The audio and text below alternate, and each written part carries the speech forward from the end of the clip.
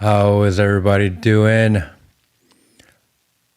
I've been sitting here working on some videos and I was like, bro, let's just turn on the stream.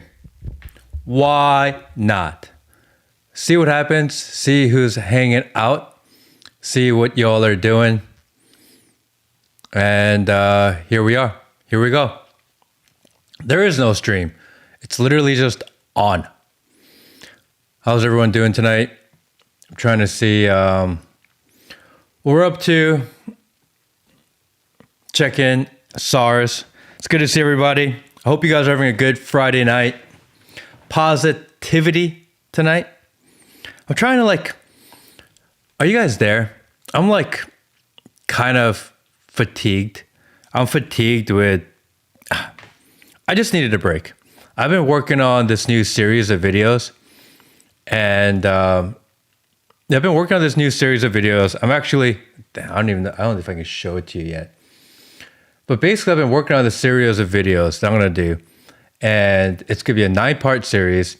It's going to be talking about what I think and how I perceive the world of AI, what I think you can do to combat it, what I think you can do to adjust to it, how it's going to change how the world works, and how I think I want to raise my kid thinking about the future of AI, and also what we can do as humanity to fight back. So I've been working on this series, and I've been working on it for a few days now, and I just needed a break.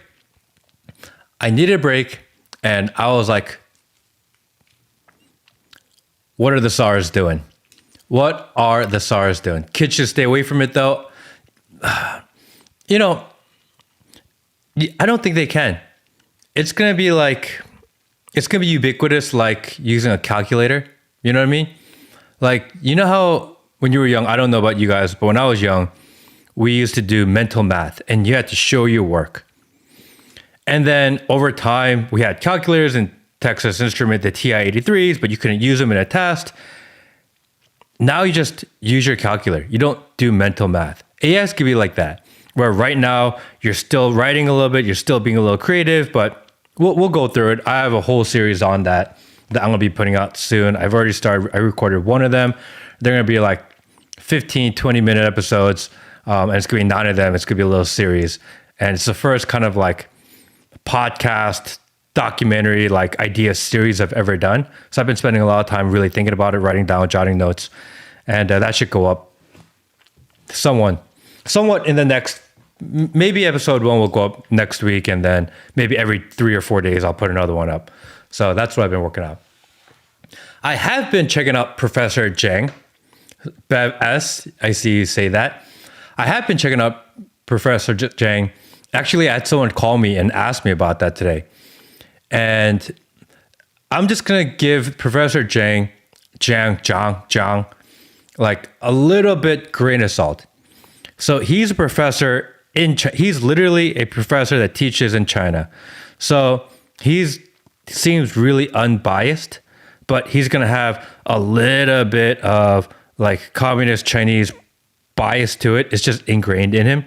And he can't be overly critical of the one other side of ideology. So he's going to pump out a lot of cool things, and he's going to say a lot of things that I agree with. I'm going to say 80, 90%, but the 10% that's hidden in there, that's the communist propaganda that's woven into his lessons. It's really hard to identify those because you agree with so much that you don't really see the few percent that you don't agree with or that is kind of crazy. So just a grain of salt. You just have to really be aware when you listen to that guy, Professor Zhang. Yeah, predict the history. He's literally a professor that teaches in Beijing, in China. So I think he's really interesting. I really do. I think some of his ideas are crazy and really interesting. But grain of salt. He literally is a professor that teaches at a university in China. There's going to be a little bias there. So why is it being promoted on YouTube? He just went viral. He got a couple of things right, and it started going viral. And I think part of it is that there is this push for kind of this Chinese propaganda in the United States. And, YouTube is very much complicit because they want to get into that market. So you're starting to see it more. It's like, why do they put in like iShowSpeed in China and talk about how great China is? Like, I've been to China several times, by the way. China's not that bad, but it's different. You know what I mean? It's a very different country. I wouldn't want to live in that type of society, but it's not as bad as you seem. So you see like the bright lights, you see like how really advanced it is, how clean it is, how safe it is. And you're like, maybe I want to live like that too. But then you're also accepting the fact that you're censored, that you're monitored, that there is surveillance everywhere you go, that they track everything that you do. So they give you this idea that things can be better, but what that means is the things that are better are usually more surveilled, more controlled, etc., etc.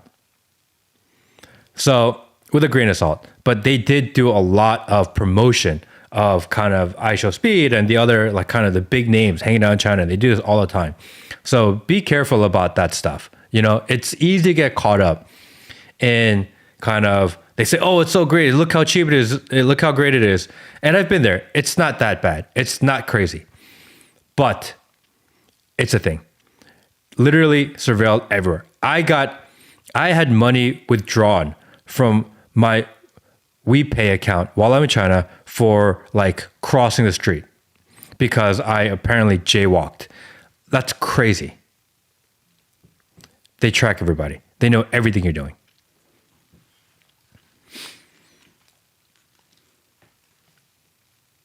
He has decent culture views and good perspective on eschatology. Yeah, his ideas aren't crazy. They're not that bad. But again, they're going to mix in the stuff that maybe you don't agree with, but it's hidden in there. So just like practice your discernment, practice your critical thinking, be very aware, because it's easy to get caught up in some of the talking points that seem really logical and really good, but there is propaganda mixed in there. It's not, the whole thing is a propaganda. But he's a Chinese professor in Beijing. It's going to be a little skewed. That's what it is. Let's see what you guys got. He talks all about the Illuminati and stuff. Yes, he does. He talks about the elite. Yes, he does. It is a lot of things in there. Cover how the SARS make the worst tourists. It's interesting because before the SARS were the worst tourists, because they are now, in fact, the Chinese were the worst tourists. I don't know if you guys remember, about like 10 years ago, everyone used to share these videos of if you go to a buffet and the Chinese, they show up and they start taking all the crab legs and they go all crazy. Like, I was in China 2010, 2012, 2008. This is before they kind of got organized, before they cleaned up a little bit, where shit was pandemonium. And I remember taking a plane in China and you go to the gate. And in America, the gate is a clusterfuck, right? People are like all standing in line. There's people everywhere and people are impatient. And it's like, they're like zone 7, but they're standing with zone 1 and it's just a mess. That's America. In China, 15 years ago, there was no concept of line. No line at all. People would all bum rush at the same exact time, and it is pure chaos pandemonium. So they started like publicly shaming people. They started doing the social credit thing. They started like monitoring people. They started shaming people publicly that are kind of going out. And slowly, eventually, they fixed it and they figured it out. Did they fix the problem? They fixed the problem. Did that mean more surveillance, more control, more influence on how we operate our lives? Yes. So again, there's a give and a take. Did society maybe improve? Yeah, but what did you have to give up for it? That I'll let you guys decide. Me, personally, I'm not big on the government telling you how to live your life. I'm not big on the government trying to create order in this dystopian type of way. I'm very anti-dystopian, as you guys know. So, grain of salt there. Greetings from Netherlands. Hi, Djelder. Let's see, what do we got here? I don't think cultures can truly mix. I am 369. Yeah, I think if people want to keep some sort of homogenous society, then people actually have to be a little racist. I believe that. You know, like you have to teach your kids to be a little racist. And if you don't, like not in a negative way, just that like people are different. Because if you don't teach them that, then everyone's going to mix, everyone's going to share a culture, everyone's going to do it, and everything kind of becomes this gray blob. So it's actually important. Like they don't tell you that. And I'm not saying one's better than the other, although, you know, I have biases. But that's like pattern recognition. That's like personal preference. You know what I mean? But you can't teach kids that everyone and every culture is exactly the same. Like number one, that's adamantly not true. And number two, like you lose the culture that you have by doing so. So you have to teach your kids to be like, you know, like notice differences. You know what I mean?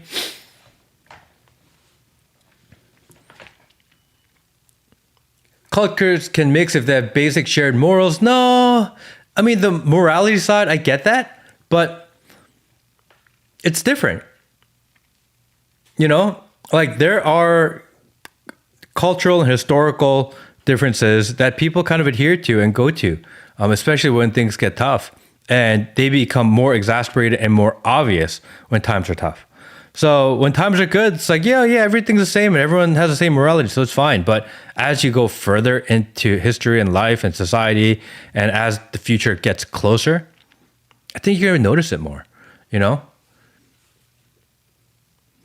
What do you consider as the best form of politics for a society? I believe in democracy. I believe in democracy. My only thing about America is that America has never been a true democracy. There's this whole idea that, oh, you can't be a democracy and we have to be this republic and whatever. And I get that argument, but it's kind of the same thing because of the way this democracy runs. It's really similar to that. We actually haven't tried a democracy. People say, well, you can't have a democracy because it would be mob rule. Well, like, can we try that? What if the majority actually decided how society operated? Like, I'm curious to see how that works. We've never actually tried that before. So we say, oh yeah, democracy, it doesn't work, or true democracy, it can't work because of the mob rule thing. But what if?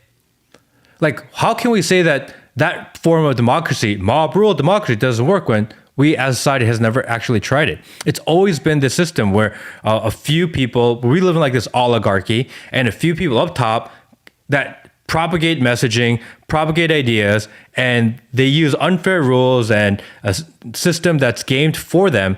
And then they play the game, and then you as a person actually doesn't have a true say. What happens if you as a person actually does have a say? Like, I'm just curious. Like, we know that the system of government that we have right now isn't working. We know it's broken. Can it get more broken? I don't know. So I'm really bullish on this idea of democracy. I would just like to try it and see if it actually works.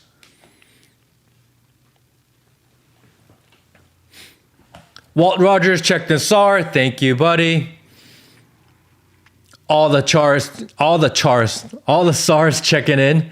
Hit the like button. I know that the like button does nothing on a stream, but it makes me feel good. Because, you know, like I'm vain and shit. So like hit that like, be like, yeah, I'm here and this. And I look at it later, I'm like, oh yeah, people liked it. You know what I mean? Like we all have our thing.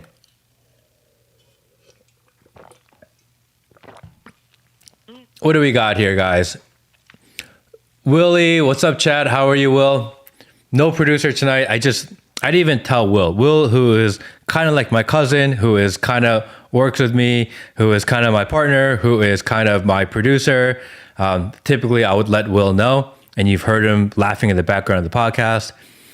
I would let him know I'm going to go live. This time, it's literally the most spontaneous thing ever. I just clicked go. Can you say Christ is Lord, Christ is King? I am a Christian. It is something that is very important to me. I pray every day. I don't go to church every week. I'm not gonna lie, but I try to observe the most of Sunday to calm my mind, calm my heart, to spend time with my daughter. So I do the best that I can. I can be better, but I do believe. Partner, cousin, like in Alabama? No, like his last name is also Kim. So when I meet people, I just tell everyone Will is my cousin because it's Will. We have the same last name, but we're not related. But I tell everyone he's my cousin. And, you know, like it's like two Korean guys with last name Kim. No one's going, oh, yeah, you guys aren't cousins. You know what I mean? Like, Any type of system will develop oligarch corruption and will eventually fail. I wish I could put these up. Give me 1 second. How do I do this? Let me see if I can do this. Oh, look at that. I am on fire now. Look at that. Any type of system will develop oligarchs corruption and will eventually fail. I agree, but I feel like at least if there was a system in place where the population has more power, at least we have a fighting chance. The current system that we have is rigged against us and we have no chance. So I understand that there is corruption involved at any levels of power, especially when people are playing the power game. However, it's interesting because I talk a lot about Korea and things like this. In Korea, because of kind of the way that the government is, it's very similar to a US system. But people protest so much that in the last 20 years, 15 years, they've impeached 3 presidents because so many people protested. Can you imagine that in the United States where people are so unhappy with what is going on, or they're so unhappy with the corruption within the government or within the presidency, that if enough people protested, that public opinion says, no, you got to get out? That is impossible here, but I've seen it happen 3 times over there. So giving power to the people, there's actually something about that. 3 years of a shit president, we automatically just wait out that final year. What if there was a system where the whole country said, no, enough is enough. Like your approval rating is 20%, everyone's in the street, we have 1 million people in the street every single night. Let's try something different. And other countries can do it. United States, it's impossible to do it. Maybe it would make it too chaotic. I don't know. But again, I'm willing to find out.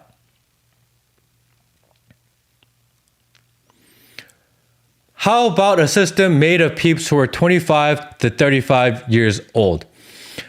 I'm a big believer in empowering the youngest generation. I think that the men that are between 25 to 35 actually have the biggest impact on the world, that they are the ones that are the revolutionaries. They're the ones that start movements. They're the ones that come up with the most innovative ideas.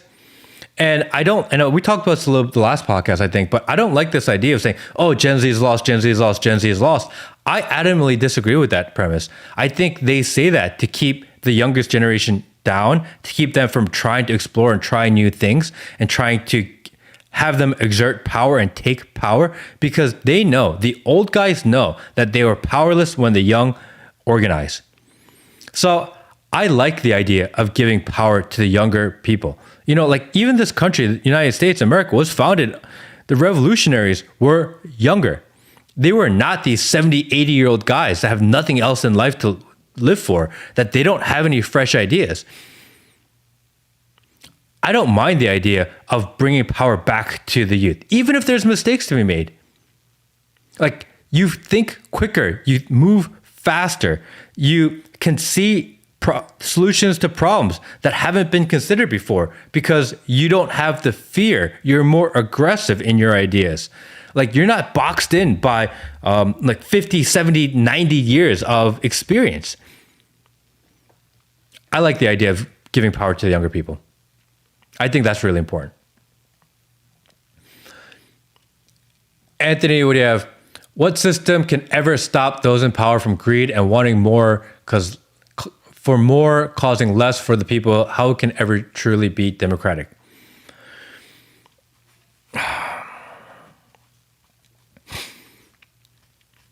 It's not easy. There will always be a power vacuum at the top. They will always look for ways, and power doesn't ever give up power. Actually, I told you I'm doing this series. One of the first videos I'm doing is on this idea of meritocracy and how meritocracy is a psyop. It's created, and this idea is perpetuated to enslave you, to control you. How this idea of meritocracy is not actually true. Working hard and being the best of something does not equal success, does not equate to success. Actually, it's relationships and who you know that makes the world go round, but they tell you that so that you work hard, so that you remain controllable. We just need to figure out a way to break through what's going on. And I think this new age of technology, it's going to be so transformative and it's going to be so different than how we live our lives now, that if there was any time for a change, if there was any opportunity for a change, it's when things get chaotic.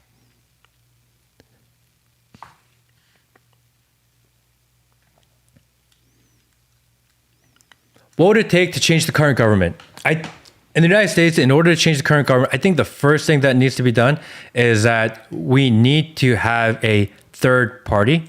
And it's not a third party that I think is going to be as big as Democratic Party or as big as Republican Party. But at least if you have a third party that truly represents the will of the people, if you have a third party that is just large enough to make impact and change, because most votes are so slim that if you could just siphon a handful of votes, you could actually make change. And if that third party represented people were men that were honest, were genuine, high integrity, high faith, high value, then by comparison, people will notice how corrupt each side is. Because the problem right now with this two-party system is that there's no control group. The Democrats say we're less corrupt than the Republicans. Republicans say, no, the other side is a corrupt one. But since you're taking corrupt and comparing to each other, it's easy to compare. It's hard to see all the failures and the flaws. But if you have a control group in the middle that is more fair, that is not bought out by foreign interest, that is more on the favor of the people and not the elite class, then the other two parties, by comparison, will look that much more corrupt, will look that much more greedy, will look that much more evil. So I think you need that third party, not only to affect change, but to expose the bad shit that they do. That's what I think. Let's see here.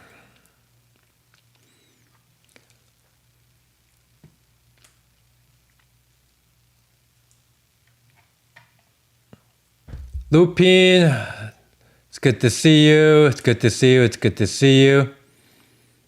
Good evening. It's Friday night for me. It is, what time is it?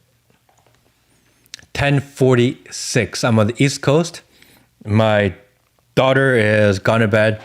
I've been working on kind of this video series that I'm doing, and I just had this inkling and urge to see what the SARS out in the world are doing. It's Friday night. You know, there was a time before I had a kid, before I was very married, before I had a kid, that Friday night was a night that I would go out and party. I used to party a lot, like a lot. I just really like to party. And it's not something I do anymore. I like being home. I like kind of my solitude. The reality is that I don't actually have like a lot of friends around me. I'm actually like pretty like solace guy. People think that because I talk to a lot of people, I know a lot of people, I have a very large network of people, that I'm kind of out a lot. I meet a lot of people. I actually don't like being out too much. Not because I have a hard time with this kind of being overly fake with people, and I tend to go down too many rabbit holes, and I like to talk about the things that I'm actually thinking about, not the things that are like socially acceptable to talk about. So when I'm out, I'm like, okay, they're like, all right, this like seriously, like why you gotta kill the mood? I'm that guy. You know what I mean? So I feel like I'm best home. I'm home. Like, get me away from too many people. Although I do go out with friends, family from time to time, but majority of the time, I like being home.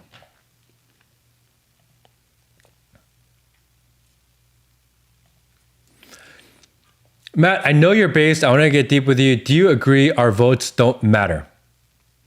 I think they do matter. I think your voting does matter. I think the voting is manipulated. I think the votes matter. If your vote didn't matter, they wouldn't spend so much time, so much effort, and sacrifice so much of their own pride begging for your vote if they actually didn't care. Your vote can actually shift, maybe not decide everything, but your vote can actually shift the mood of a discussion. It's not that it doesn't matter. It's that it's not that impactful either. You know what I mean? Like if everyone stopped voting and only the people that only believed the propaganda voted, then you would have no say whatsoever. So even if the impact of your vote is minuscule, if all the minuscules combined, if everyone that kind of question the narrative, question what's going on, question the system, if everyone stopped voting together, it would actually be worse for you. So it doesn't matter on an individual basis where your one vote actually makes change, but if everyone that felt that way stopped voting, you'd be more screwed. It's a shit system. Then why is my vote being manipulated? Because they need your vote. They need the votes. They would rather not manipulate. You cheat because you have to cheat, not because you want to cheat. Can I say that still? Is that a thing? Is talking about election fraud still like taboo? Remember when they were going to go after one for like election fraud and this election was stolen and we're going to go find out exactly what happened and we're going to figure it out? Like that just went away, didn't it? Do you guys remember that? Stolen election. Like we got to figure it out. This is going to ruin democracy because people are stealing the election. Like what happened? Just like that. That narrative just poof, disappeared. Gone. Thoughts on the Bible being a psychological book, mostly allegorical towards the brain and conscious meditation leading torture and to true enlightenment. No, actually, I'm one of those guys that believe that the Bible is actually accurate and I take it as such. I don't have the capacity. I spent so much of my time in my life questioning like literally everything in my life. I question like, why is the sky blue? I question, is that car really just a car or is it follow me? Like, I question every narrative in my life that I see. And if I didn't have one source of truth that I felt was truth to kind of ground me and center me, I think I'd lose my mind. So I've cognitively, spiritually, mentally, emotionally decided that what I read in the Bible is actually 100% true, literally. And that actually helps me a lot because as I go way right, way left, forward, backwards, in every single direction, I always have one document that I can go back to and center. If I didn't have that, I think I would be like the most black-pilled, like depressed, crazy person out there because I've gone down like every single rabbit hole. And I don't believe anyone, and I don't trust anyone. So having the Bible as my one source of truth, I don't think I could survive without it. I really don't. Like, I think mentally I would break down if I didn't have it. So I don't know if that's like a self-preservation mechanism or my faith is really that strong. I need it.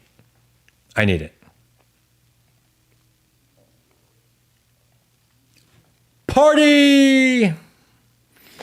I used to, let me see. Do I have something cool to... I don't know if that worked. I don't think that worked. Yeah, I used to like to go out. I used to like to drink. I used to drink a lot. I don't drink anymore at all, actually. I haven't had a drink in, I think, 6 years. Before that, I used to drink every day in my life, almost like 5 nights a week.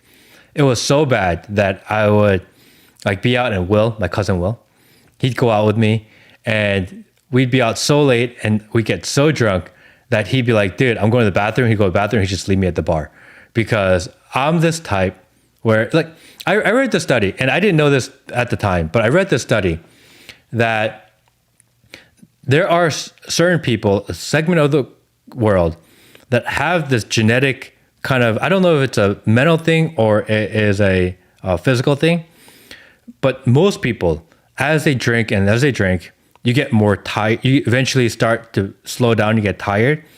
But there's a minority of people that as they drink, you just ramp up and you drink more and drink more and drink more. I'm more like that. And I have a really addictive personality. So if I do something and I like it, or I do something and I enjoy it, or I do something and I get kind of this endorphin hit from doing it, that I just keep on doing it, keep on doing it, keep on doing it. And I take it to the extreme. That's just how I'm wired. So I made this conscious choice to like stop drinking. I haven't had a drink in like 6 or 7 years. And the first year or 2 years, it was really difficult because all my friends and everyone around me were like my drinking buddies. And I just couldn't be around them. I couldn't be at the bar. I couldn't go out because, I had this urge and itch that I wanted to drink too. I'm at a point now where I can go to the bar. I can be around people getting drunk, whatever else, and I'll just be there. I'll drink my Diet Coke. And then once it hits about 10 o'clock, I'm like, dude, I'm going home. And it used to be like, no, you got to come. You got to stay. Just have one, have one. Now it's like, oh, Matt, thanks for coming out. I'm going home. And for the one chance that I may end up sticking around to like 10:30, 11, 12, and people start getting a little sloppy, because when people start drinking, it's like, man, sometimes like, man, they look like they're having a lot of fun. Everyone's getting excited. Their energy is up. People are cracking jokes and, it's a lot of fun. But once you get to that 11, 12 o'clock and people start getting sloppy, I'm always like, oh, I'm so glad I'm not drinking. I'm going home. You know what I mean?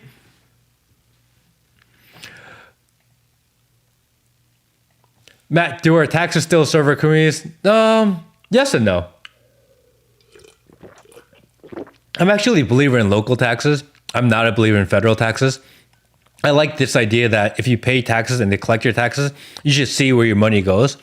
So I think that the tax structure is incorrect. I think it should be reversed, because the federal government takes so much of your tax money, 20%, 30%, and they use it to fund all this random shit. I remember when they were doing the tree equity for trees in California, and they were using federal dollars to do that, and we were paying for that here in Georgia. I was like, that's bullshit. Why are my tax dollars going to equity trees in California? Why is my tax dollars going to all these foreign wars that I don't care about? And your local government gets like, what, 1.5%, maybe property taxes. I think that the local taxes should be higher and the federal taxes should be lower.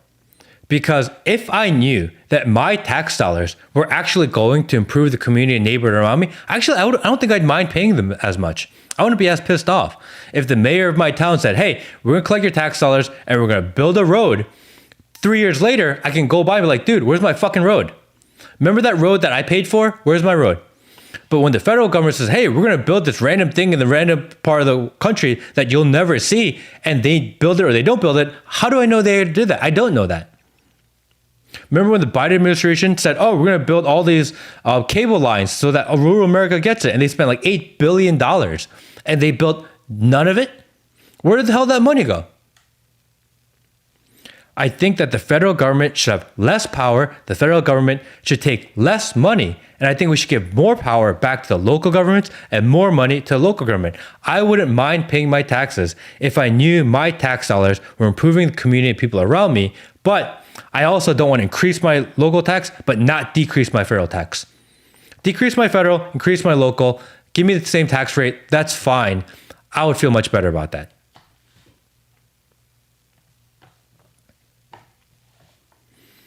How will a third party realistically make change?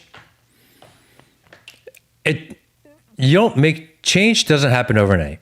It takes time. But I think once people realize, because there are still a lot of people in the country that believe in this bullshit idea of partisan politics. That, oh no, the right, oh no, the left, oh no, the liberals, oh no, the conservatives, oh no, like MAGA, oh no, like none of them care. None of them are doing anything for you. None of them have your best interest in mind. It's just a fact. I don't think there's anyone here that believes otherwise. What having a third party and legitimate third party will do is expose the corruption of both sides, at least start waking people up. And it may not affect change in one cycle, but give it a second cycle, a third cycle. We got to stop thinking in one president term, and we got to start thinking in like 10-year, 15-year gaps, because the country is so broken to think that one thing can change it in the course of 3 years or 4 years. Like, it's just not true. We have to have a little bit of patience.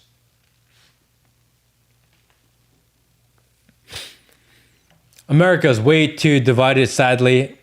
Dieter, I agree. And it's this whole partisan thing. People have their tribe, people have this side. No one wants to be like just American. There's nothing that kind of brings America together. This is actually a real big problem. Even something as simple as like international sports and Olympics. Yeah, Olympics, PSYOP, whatever, fine, but whatever. American team goes and plays against other nations, other national teams.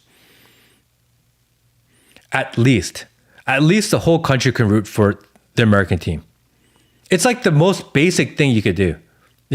Root for your home country's team. But America is the only country in the world that can't figure out that. America can't figure out how the whole country can root for their team as one collectively. You can't do that. How are you going to solve anything else? Other countries in the world, the left and the right and the liberal and the conservatives, they fight just like Americans do. But when it's the World Cup, when it's the Olympics, the entire country comes together, even if it's just for 2 weeks or 3 weeks, and they have something in common and they all root for it together. Other countries do that. The United States is probably the only country in the world where if the athlete is a conservative, liberals go, oh my gosh, you can't support him.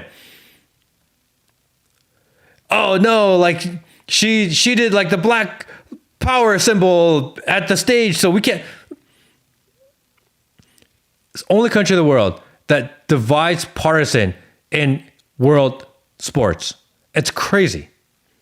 Like, put all that shit aside. Let the athletes be athletes. Root, oh yeah, America wins, great. Like, at least do the basic. If you can't do the basic, how do you think you're going to do anything else?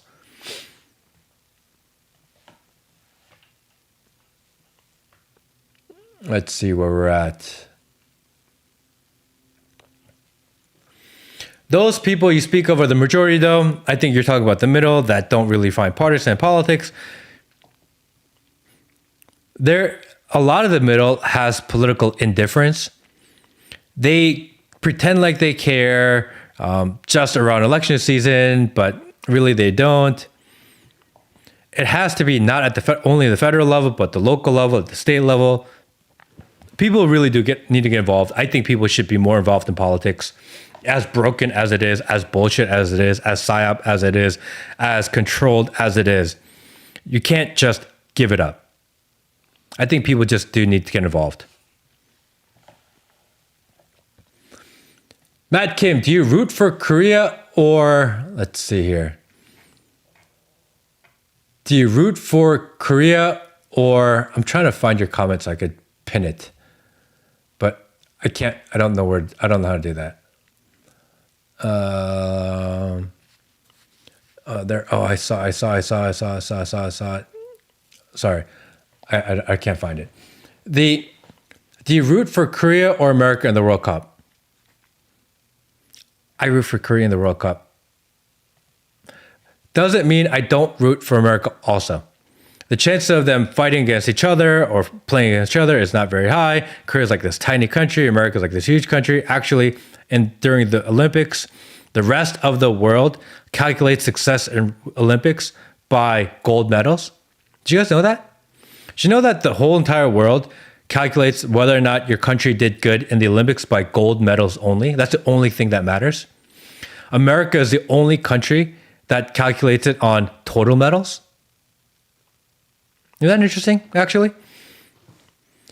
It's the only country that looks at success of the Olympics based on total medals. Every other country does gold medals. Gold medals, like, did you win or did you lose? Second place is the first loser. Everyone knows that to be true. America is the only one that says no. And do you know why they did it?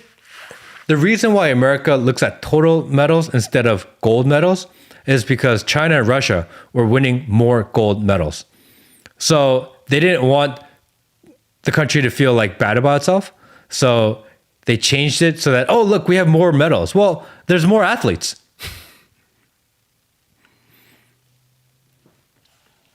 Gold medals.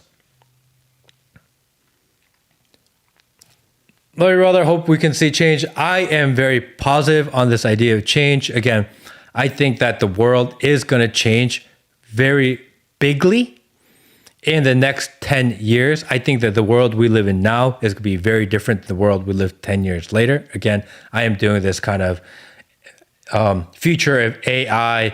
And actually, the title of the series I'm doing is a 9-part series. The title of the series is Humanity versus Machine. Definitely check that out when it goes out. I think this kind of technological change is going to reshape, restructure how the world is. There's a fighting chance amongst the change, amongst the chaos, amongst kind of the alteration of the world where new people can rise, new ideas can take place. I think there's opportunity. We'll see how it goes.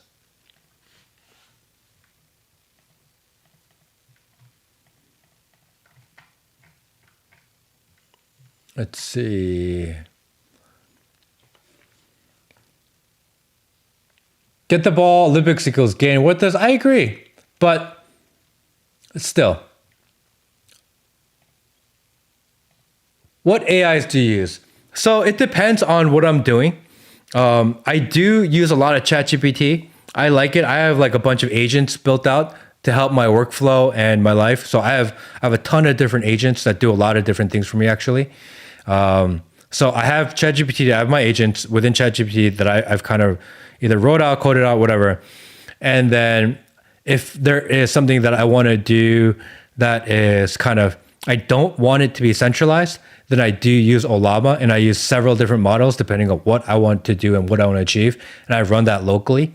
So if you guys want to have really interesting, nuanced discussions with AI, finds information, and you don't want to leave a paper trail, definitely run local machines.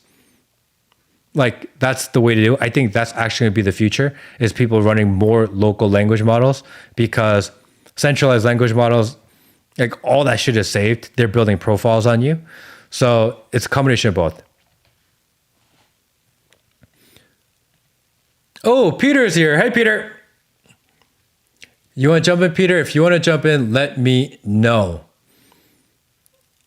Let's see what else we got. AI is wonky. Peter Shaw, thank you. My mother died. America is my mother now. I'm sorry to hear that. I'm sorry to hear that, Patrick. That's tough. Open source AI is almost good. Open source AI is almost as good. You don't get the power of a centralized AI. You know what I mean? So that's you get less parameters. Your machine, like I have a MacBook that I run. I think I have, I don't know, how many gigs of RAM do I have? I have 48 gigs of RAM on my MacBook. And, I can't do a billion parameter model, I can't do over a 32 billion parameter model. So it runs too slow. The machine can't handle it. I think eventually people have larger RAM, larger machines so that they can host more complex AI models locally. I think that's actually a future. And I think a lot of people are going to get into that eventually, like AI specific localized machines so that you can run your own model and keep it in-house. I think that's the future. We're just not there yet, but eventually I'll build kind of a big deck where I can have everything in-house.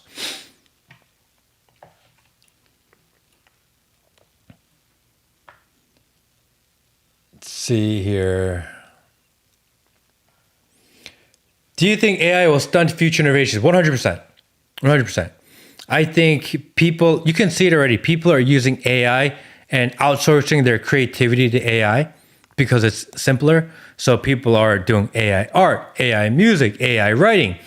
People will go away from doing the most things like creative And because of that, you will lose the ability and the aptitude to do it well.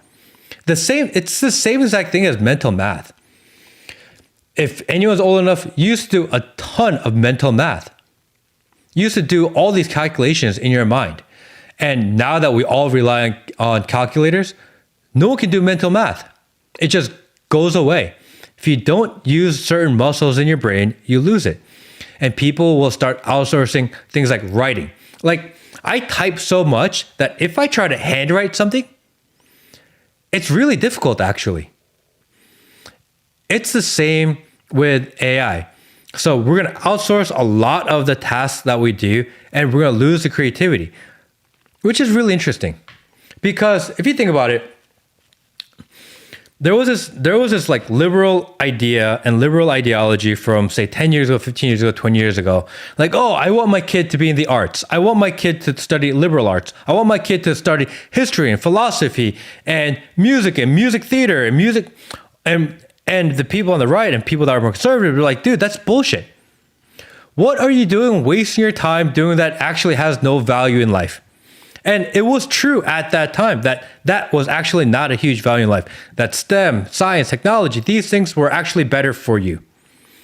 But in this AI future, AI will actually take over a lot of these STEM features, a lot of these cognitive heavy things like math, like science, like engineering, like coding. And the things that AI cannot do is like ultimate creativity. Come up with ideas that no one's ever come up with before. Empathy. This is what AI cannot do. So somehow this weird, wacko liberal ideology of 15 years ago, for all the wrong reasons, will be actually correct in 15 years. Because those are the things that actually be more important. It's funny how that works, isn't it? It's funny how life circles. A friend of mine said, even a dead clock is right twice a day. For all the wrong reasons, that way of thinking and ideology will actually be correct in the future.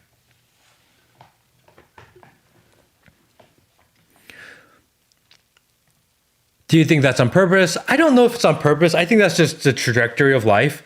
You know, I don't think when they develop AI, they're going, how do we take away people's ability to think? I don't think when they design social media, they're going, hey, how do we make people feel less empathetic and less connected? I think it's just a byproduct of technology. I think we've been warned of it. I think that what drives it is people greed and people desire for more power and more. They're not thinking about the consequences while they act. They're not thinking, hey, how do we really mess up the world permanently? They're not thinking about that. They're disregarding that. And they're moving forward for their own objective, own goals. I don't think it's on purpose. I think it's a known byproduct that they are ignoring, because if they had to deal with the morality issue, if they had to deal with the humanity issue, if they had to deal with the sociology issue, then they would not be able to achieve what they've achieved.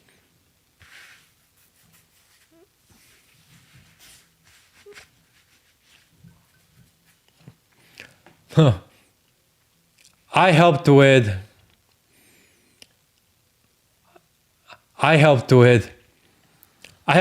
Algebra 1 class a couple years ago, and seeing those students try to do math was concerning. It is concerning, but at the same time, they don't need it. So is it concerning that they can't do math and basic math? Yes. Is it going to hinder their life? No. That's like the hard part of it, you know? Part of me wants to say, well, if you can't do math, like, what are you doing? Like, you got to be able to do basic algebra at least. But you actually don't. Technology has actually solved that problem.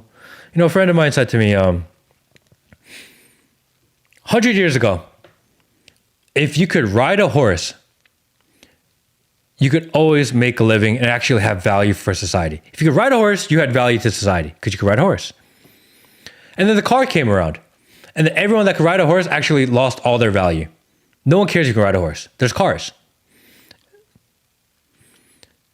10 years ago, if you could do math, if you could do science, if you could do logic, you had value. But all these things are going to be outsourced by AI. They're going to replace it. People that have creativity, people that have empathy, people that have humanity, that's going to have more value. It's just the way it is.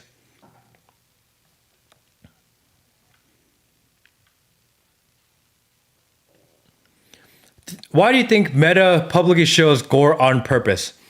I don't know if it's on purpose.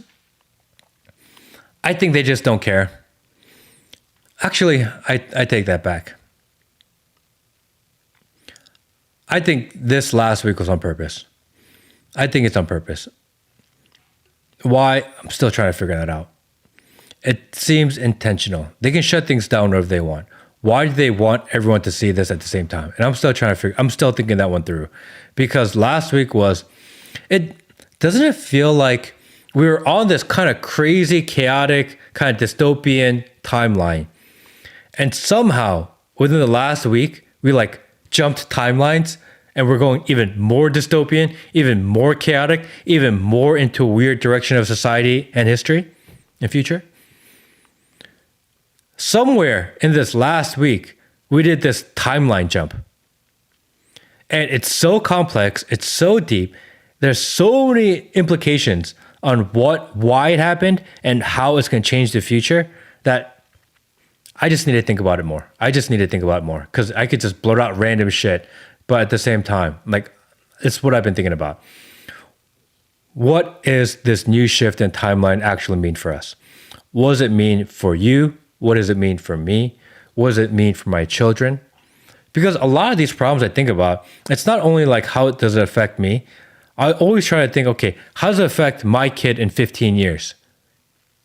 Because I have to figure that out. It's my job to protect her. It's my job to like prepare her. It's my job to create an environment so that she can be successful in the future. Then I have to think about those problems. Otherwise, like, it's just blind leading the blind.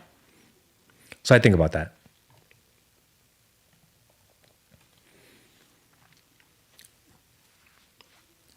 Isn't it worse if it truly was a random liberal because what made him that radical?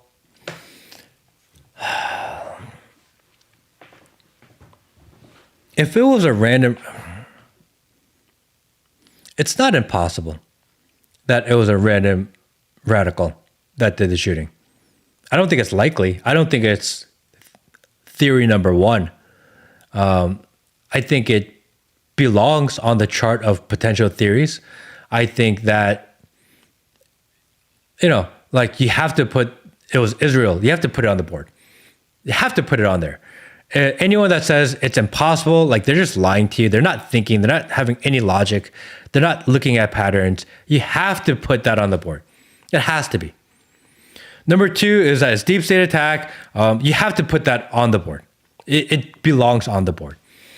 Number three is that, hey, actually the guy who did the shooting wasn't the guy who did the shooting, and actually there was another shooter. You have to put that on the board. There's enough evidence, enough video to show that that's possible. You have to put that on the board. That it was a lone liberal actor, yeah, you got to put that on the board too. You have to put that on the board. I don't think it's one or two, maybe somewhere between 3 and 4 as likelihood, but it's not impossible. It's non-zero. You have to keep it on the board. I don't know if I would put it at the top of the board. Do I know the answer? I don't know. Obviously, you guys have been watching the podcast. We've been all over the place, thinking of all the different theories that's out there. Probably in a month, we'll have a better idea of what it is. You know what I mean?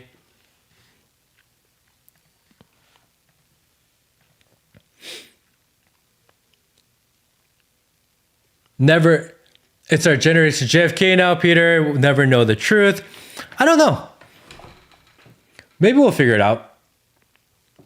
I think it'd be interesting. I think this is like a battle going on because the FBI has access to almost the same information that the internet has at this point.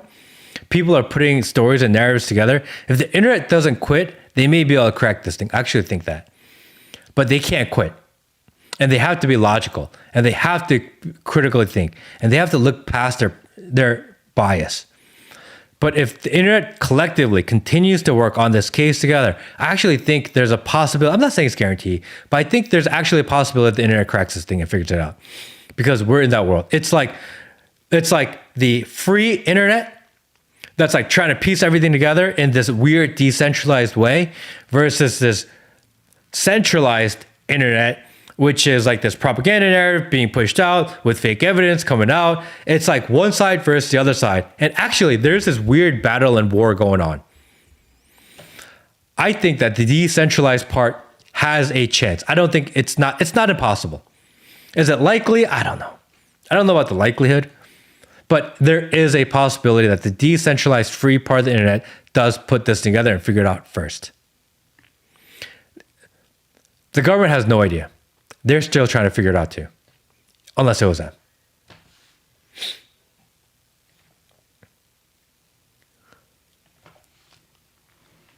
Peter talks like 100% of the people who truly follow politics. That's why I critique your third-party solution. Peter, we need to...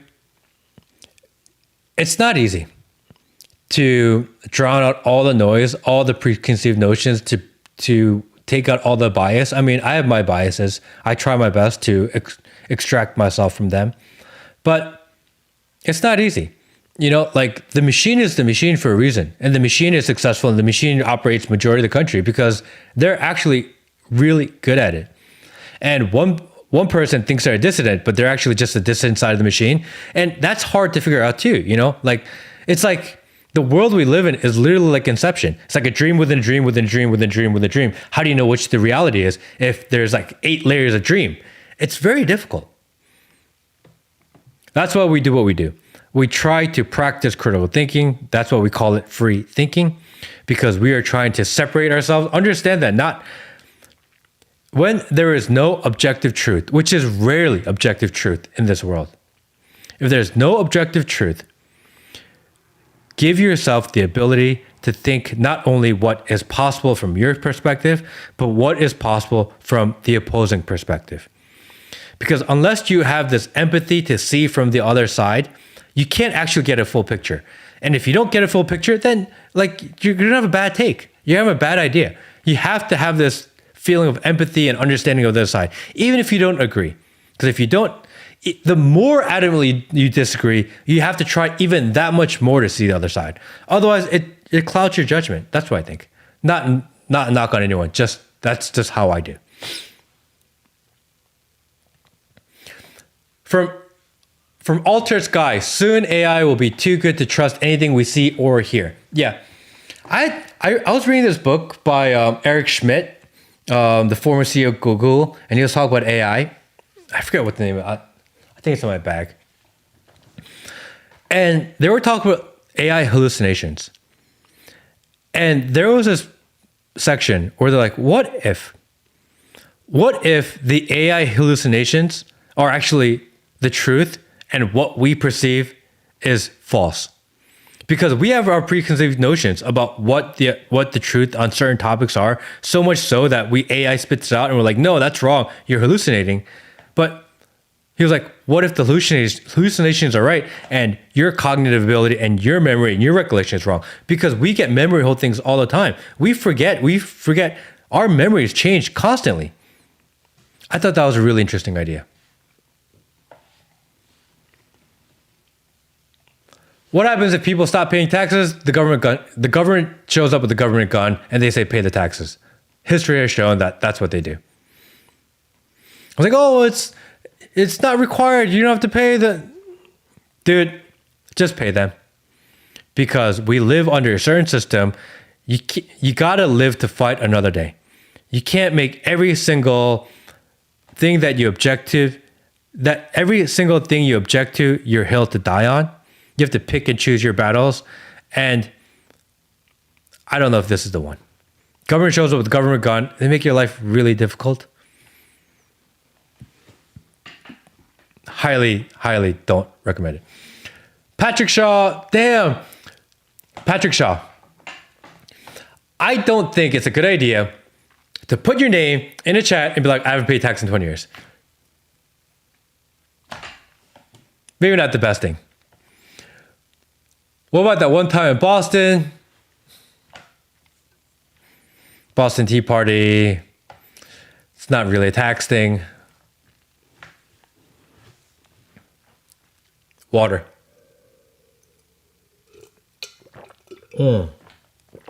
What happens when the power goes out? That's an interesting one. What happens when the power goes out? That's a really interesting premise, isn't it? And actually, I believe that every single man should do this thought experiment. I actually think it's a requirement. I think this is something that they should teach in schools, actually, to the younger generation. Actually, they should teach this to everybody, but they should teach this to younger people. What happens and how will you survive if the power goes out? This has to be taught in schools. This is actually like a useful skill. I don't know if you guys have a plan. I have like kind of a plan. I have some stuff stored away. I'm like a low-key prepper, not to the prepper extent of Peter. Peter's like a huge prepper, actually. I do make a conscious effort that wherever I live and any time I move or buy a house, that I always buy a house near fresh water. It's something that I do consciously. That I always go and live somewhere around a potential food source. I do that consciously because you never know.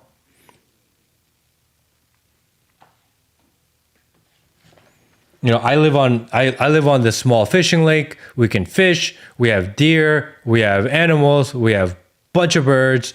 We have fresh water. If the power ever goes out and shit hits the fan, I got plenty of ammo. If the shit hits the fan, at least you're prepared. I feel like the one thing in life, and if you're thinking about what happens if the power goes out, ammunition is the most important thing you could have. Not because you're going to go guns blazing and go Rambo, or you're going to go, Keanu Reeves on everybody, John Wick.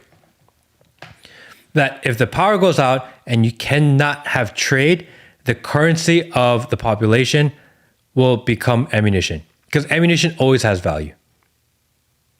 Ammunition will always have value. So it's always important to, if you're a prepper, if you want to, what if the power goes out? What if we go into this dystopian future? What happens in that situation? Stock ammo. Stock ammo, because again, that will be the currency that you can always trade for something else. People say, oh, I'll have gold. Well, what are you gonna do with like a gold brick? Like ammunition will always have value.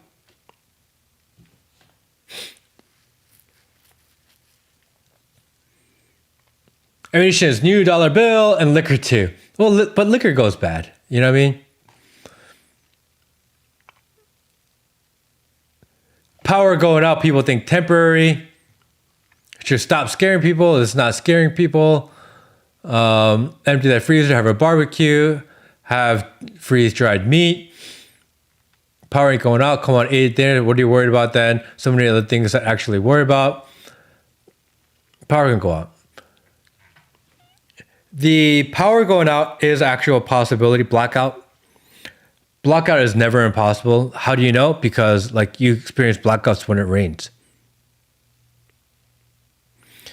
Depending on where you are. And all over the country, the price of electricity is going up because AI data centers are consuming so much energy. There is a very high possibility and likelihood that with the AI data centers going up and all these new electronics going on, that the grid can't handle everything that's pumping out. And the solution for the previous administrations, let's build more windmills, let's build more solar. You have to consider the fact that the worst case scenario for this country, for the world, is loss of electricity. You're like, oh, it's never going to go out. Like, yeah, but what if it does? It's actually not that hard to do. Have to consider it.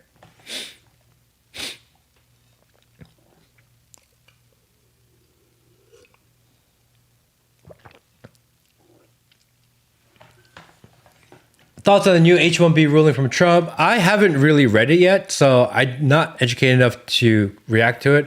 I did see like a headline about it, but I haven't gone down that rabbit hole. Typically what I do is when I hear like topics that I'm interested in, I'll put aside like 30 minutes at least to not just like read a few clips, but actually like read, because I really want to see what's going on. And if it's kind of an impactful bill, then I will actually read the bill, or at least the important parts of the bill. And I think it's important to do that. So I haven't had the time or the ability to do it, but I will probably do it this weekend. I'll read through the H1B bill because obviously it's something that we're eventually going to want to talk about. But if we want to talk about it, I kind of have to read it. So give me a little bit of time. I'll read the bill. And if it's a 3,000 page bill, give me maybe a little more time. I may not read the entire thing, but I'll try. Full Korean stream when? I don't know if we'll ever do a Korean stream. I do speak Korean pretty well. But it's not like perfect. I've never lived in Korea and I've never studied in Korea. So my aptitude of Korean is probably the level of a fifth grader, eighth grader, maybe. You know, like I'm not going to have complex political discussions in Korean. I'm not going to debate history in Korean. But I will shit talk in Korean. I will have a lot of fun at the bar in Korean. I will tell some funny jokes and stories in Korean. But as far as like having a really nuanced discussion in Korean or a deep psychological or philosophical conversation in Korean, like it's impossible. I can barely read Korean. I read books to my daughter in Korean, but she's 3. So I read like children's books to her. I've never studied there. I've never lived there. I've never taken like a huge class. So it's just limited. I'm going to say my proficiency in Korean is that of like a maybe 5th, 6th, 7th grade or something in that range. But my accent is pretty good.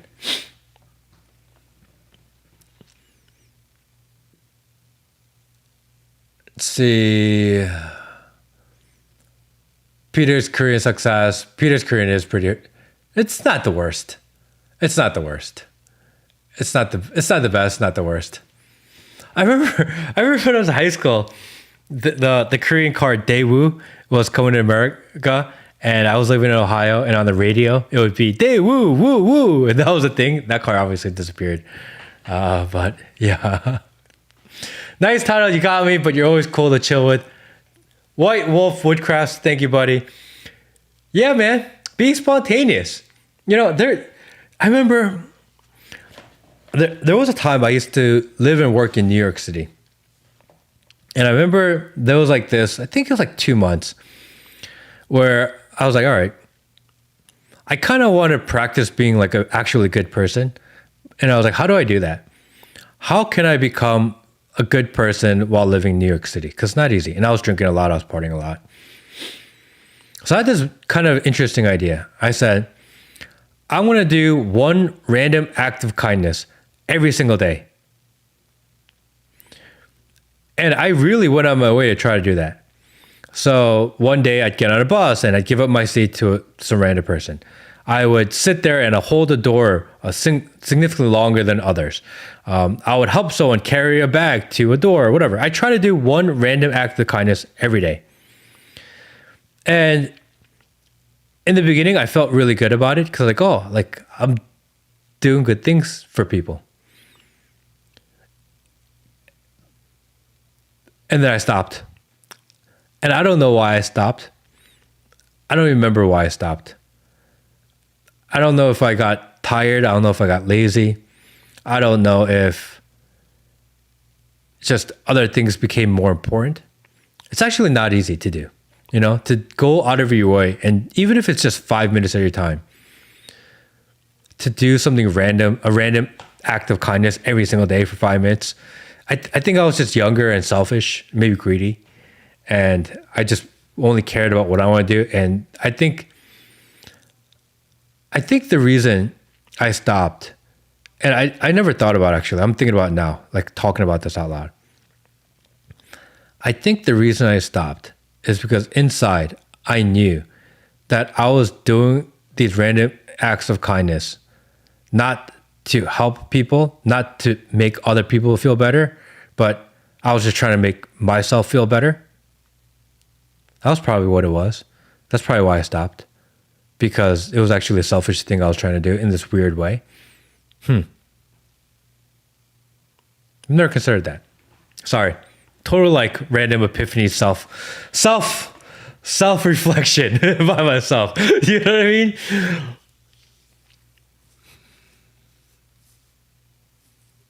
Take a seat. Tell me how you feel. Yeah. I always, that's weird. Because I was always proud that I did that. But then I realized I just stopped with no reason. And I stopped because I was doing it for myself. You know, it's like, I say this a lot. I think that the best leaders in the world are those that that selflessly sacrifice. Meaning that you have to be willing, if you're a CEO, to pay yourself last and make sure everyone else gets paid. You have to be willing to go through hardship for the benefit of others. Like that, you have to have a certain level of empathy to the people that you disagree with. It's not easy to do, actually, because people are naturally, I don't know if naturally or inherently, but people are selfish. I'm selfish. I'm trying not to be. I'm trying to think from the outside in, from the inside out. It's not easy.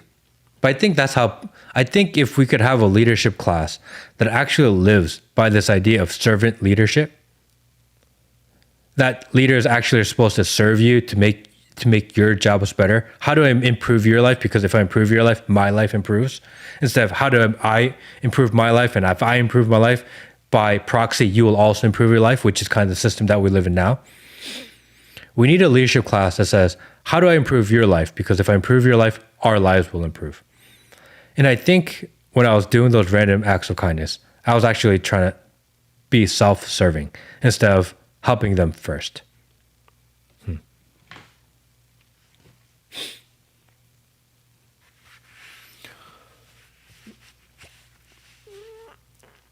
Just be a great and awesome parent. It's not easy. I'm trying my best to be like the best father possible. I try to spend as much time with my daughter as possible. I try to have a lot of thoughtful time with my daughter as possible. I try to carve out several hours of my day where it is not just being in the same room with her, but actually engaging with her and being attentive and not just teaching random things, but trying to teach life lessons. Even if she's so young, still help her think, help her be creative, help her critically solve problems. And it's a lot of work, man. It's a lot of work, And there was this idea that I actually used to adhere to when I was younger. This idea that, it's the man's job to go out and earn and make money, and it's the woman's job to raise your kid. And now that I'm trying to be a good parent, I don't think that's true, actually.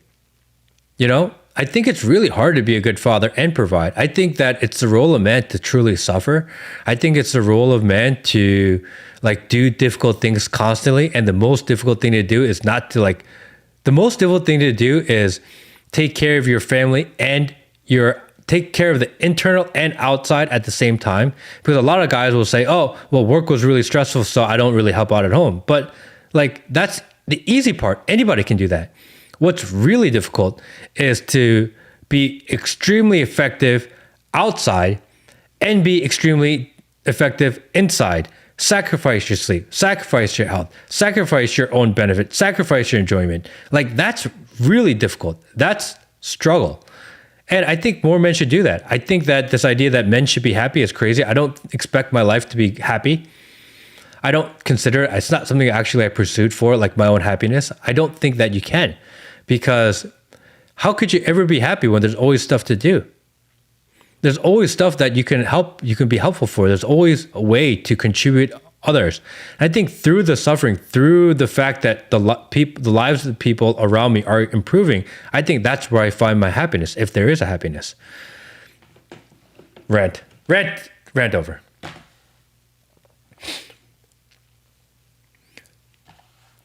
Matt and Peter should go on Bradley Martin's gym in LA, then go on his Raw Talk podcast. Brad is into these conversations. I've never connected actually with Bradley Martin. I do know who he is. I know a lot of kind of the podcasters out there.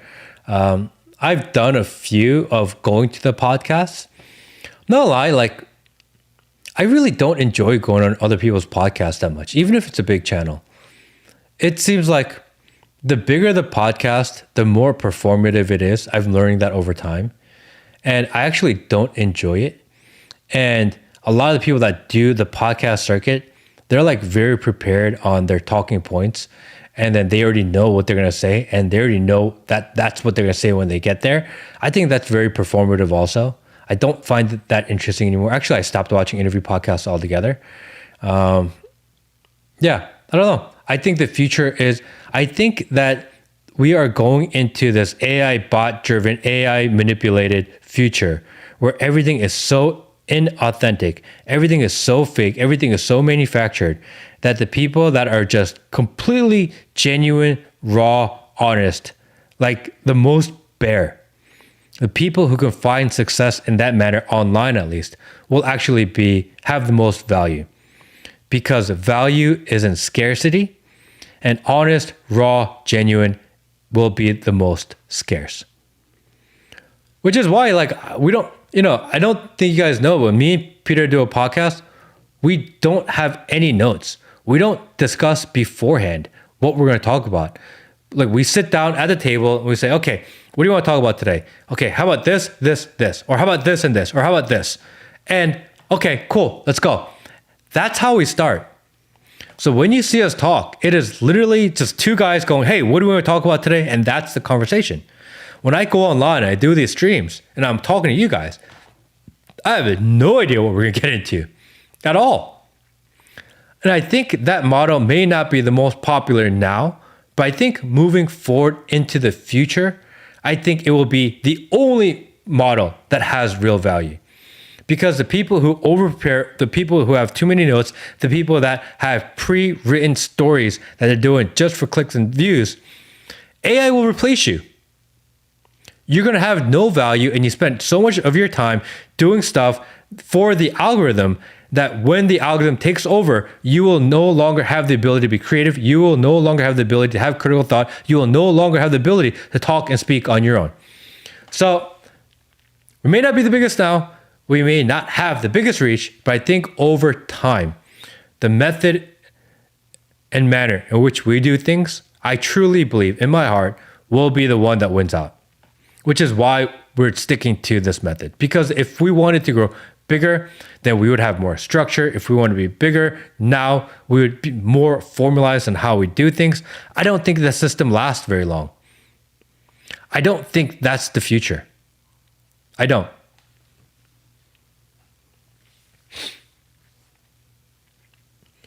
Nasty Badger, I am from Mars. Welcome back from Mars, bro.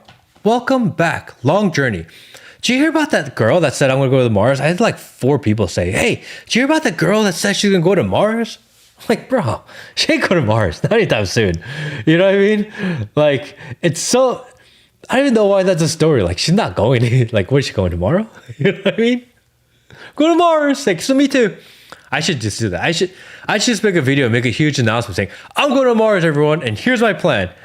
Like, what are they going to say? No? Anyone can say it. I'm going to be the first person on Mars, everybody. My claim. Go to Mars.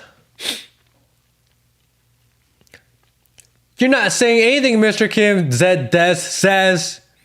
I know. So what?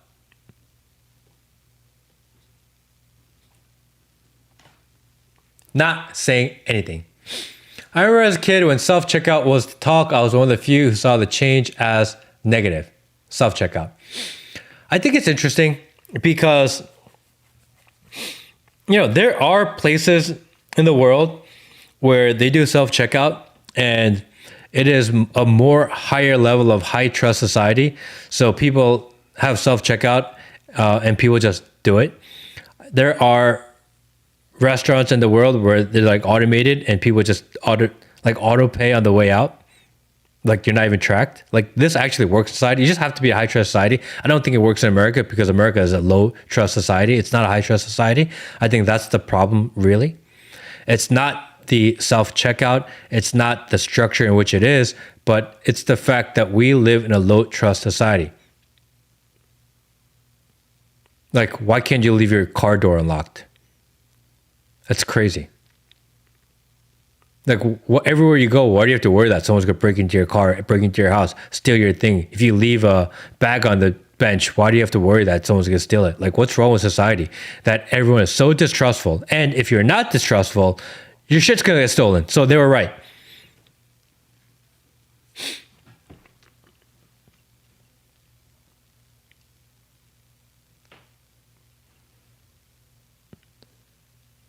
You're letting it grow.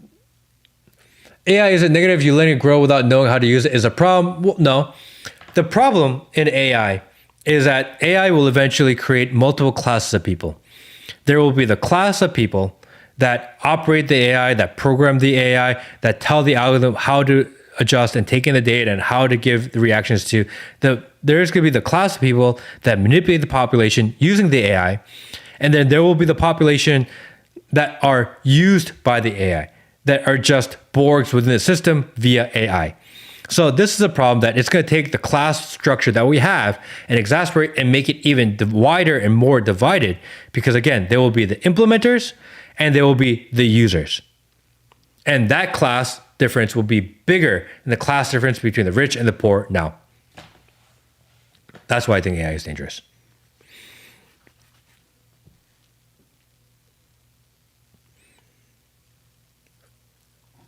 Let's see here.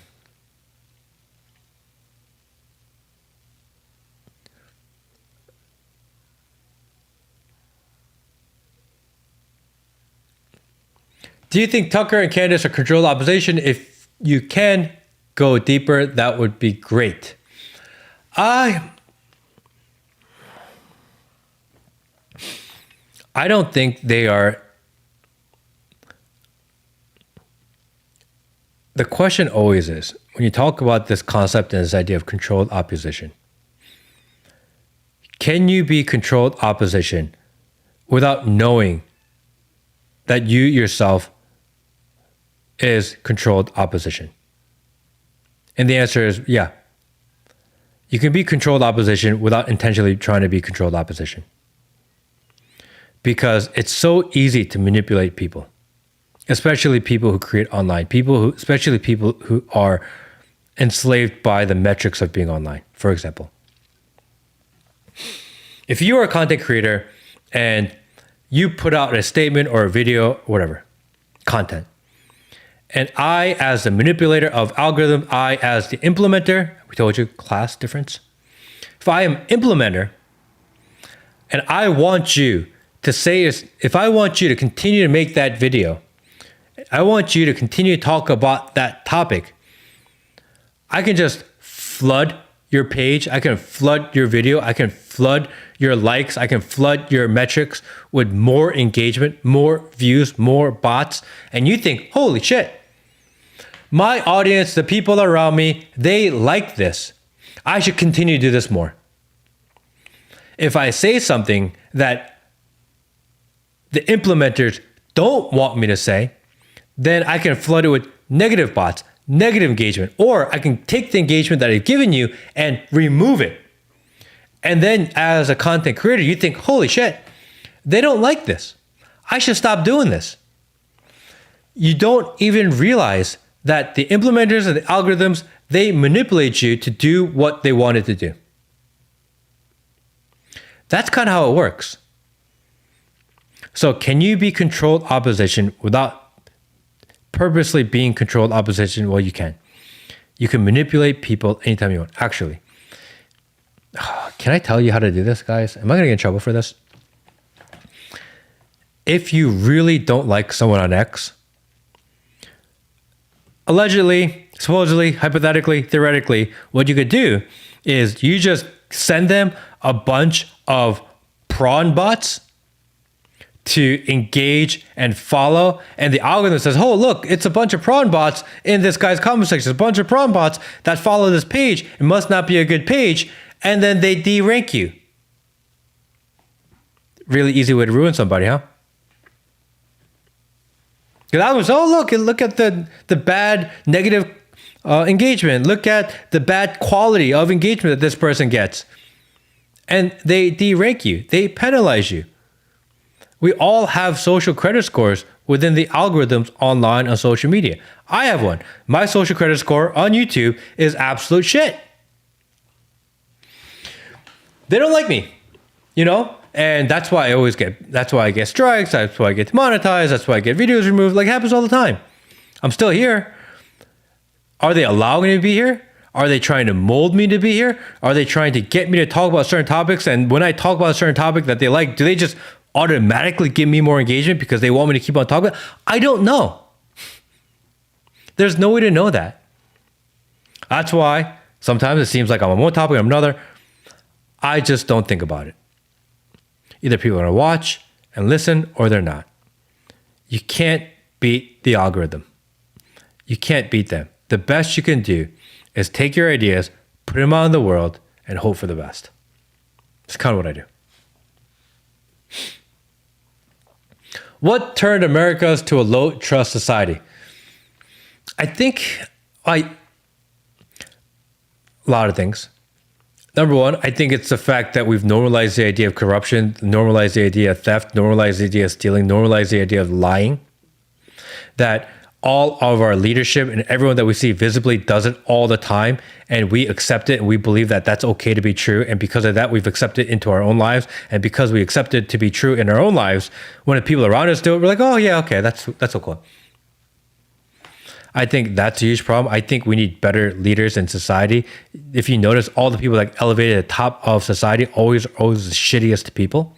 You never have good people up there, honest people, genuine people with high integrity. Like, it just doesn't happen. And if all the people that you ever see and all the people that you follow and all the people you listen to are shitty people, then the idea of having shitty people around you gets very normalized. And we just accept it as part of life. I think that's one thing. I think it's this idea that, this whole idea of capitalism, like they're like, oh, this is capitalist society. And if you work hard, you can make money and this is how it works. But it's not true. They're lying to us. We're not truly free. We are not a true capitalist society, because a capitalist society assumes that we have free trade, free economy, that the rules are the same for everybody, that we all have a chance. But that's not the system we live in. There are a separate set of rules for different classes of people. If you are a business and you make bad decisions and you lose all your money and you loan a bunch of money and you owe a lot of money, you're fucked. If the banks make a bunch of bad decisions, lose all their money, steal a bunch of money, do a bunch of shady shit, the government bails them out. We are not a true capitalist society. The rules aren't the same for everybody.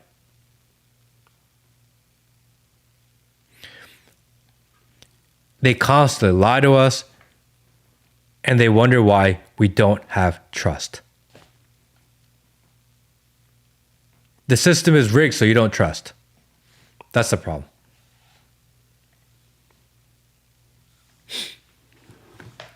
So we wouldn't be objectively be upset with our tax money going to Israel. This whole going money to Israel thing is crazy, and okay. I don't like the idea of money going to Israel. In the greater scheme of things, the actual dollar amount that goes to Israel is not like ridiculously high. The problem with Israel is not the amount of money that goes there, because again, in the greater scheme of things, as a complete objective metric, it's not the highest spend we have. But the influence that they have in our lives. The amount of influence they have in our lives, the amount that they've interjected to every single facet of society, every facet of industry, this is the problem. The amount of actual physical dollars, is it annoying? Yes. Is it a drop in the bucket compared to the amount of waste that this government goes through? Yeah. Like the biggest problem in the country, the biggest problem in this country is actually the debt crisis. America has a huge debt crisis. And I've been thinking about this. And it's not actually that easy to fix, right? Because every president says they're going to fix it. No one actually ever has a plan to fix it. The reason why they won't ever fix it, and the reason why it's very difficult to fix, is because it requires so much sacrifice from everybody. The debt, the interest on the debt alone is so large that we can't even service the interest. How do you solve a problem and a financial problem that big? And no one actually wants to know what that means.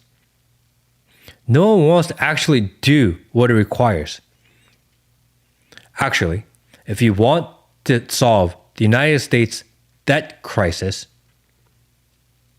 there's three things. Number one, which is what they do now, which is that the US dollar is held up because it's fake money. They can print money unlimited whenever the hell they want, like unlimited money in the world, unlimited money in America, unlimited dollars, because they can print anytime they want. Infinite cash printer. But they can run the infinite cash printer because the United States has what they say the strongest military in the world. So they use the military to force people to believe that the US dollar is the best.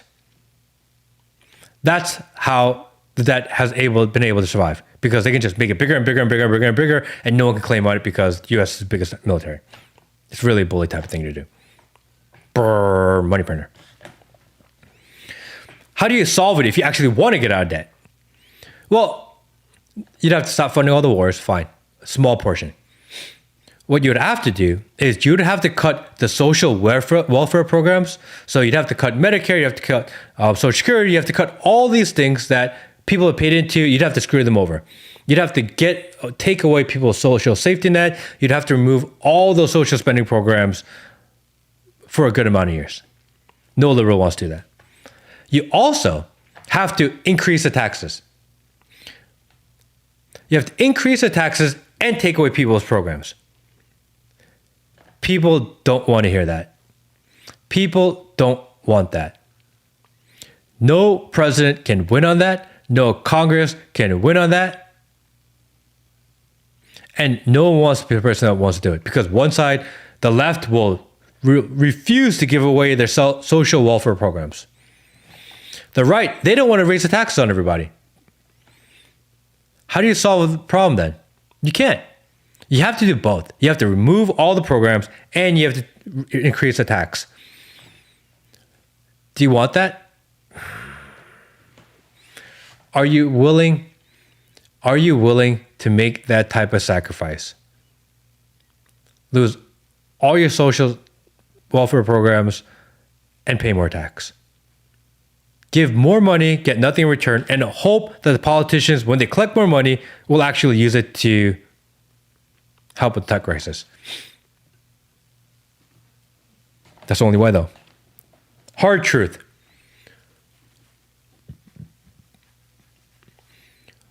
Who funds Israel free healthcare?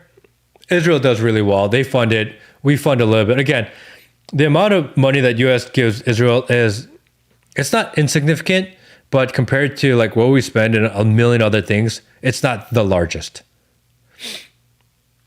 Not saying I want to give them more money, but like it's just objectively not the biggest number out there. Thanks for your response. I really appreciate your originality. God bless. Frog Nation. What is NT, by the way? What country is NT?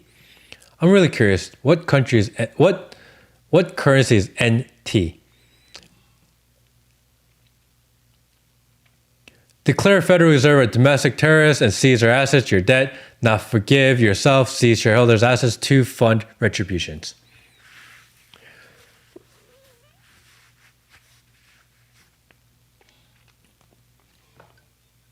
You know, the public owns a lot of the debt.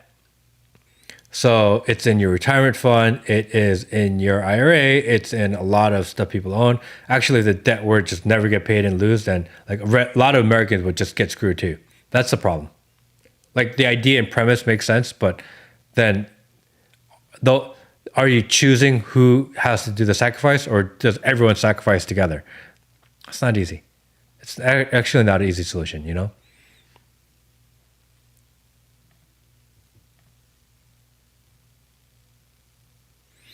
Patrick Shaw, good night, buddy.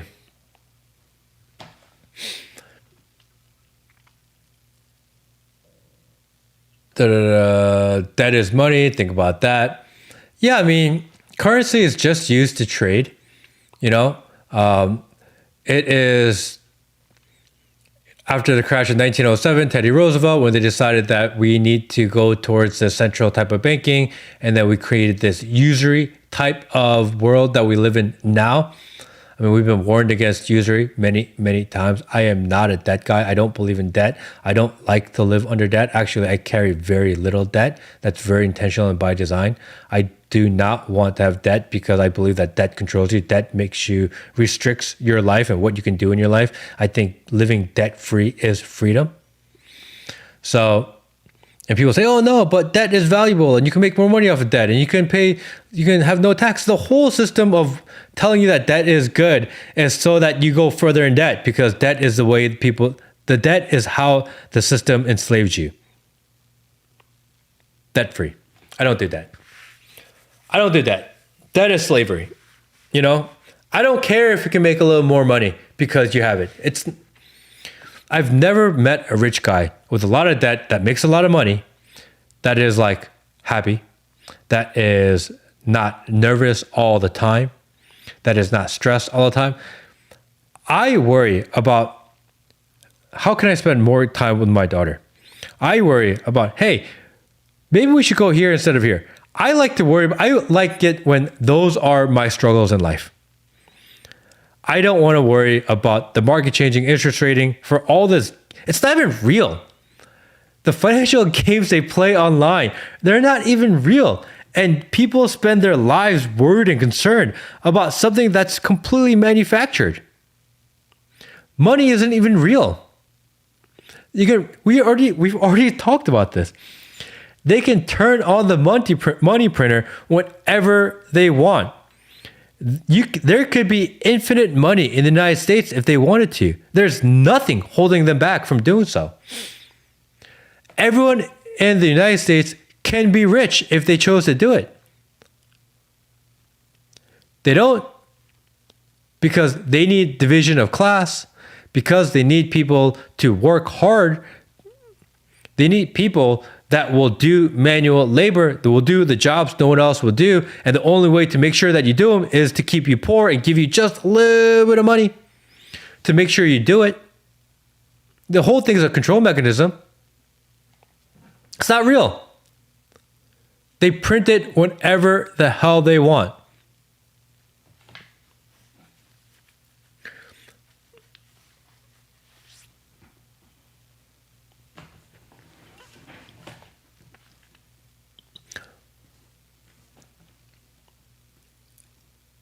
I don't like religion, but people can have religion for security. If everyone of you go to church or mosque or temple, it's better to do the same for security. Human mind is weird. I think it's a threat.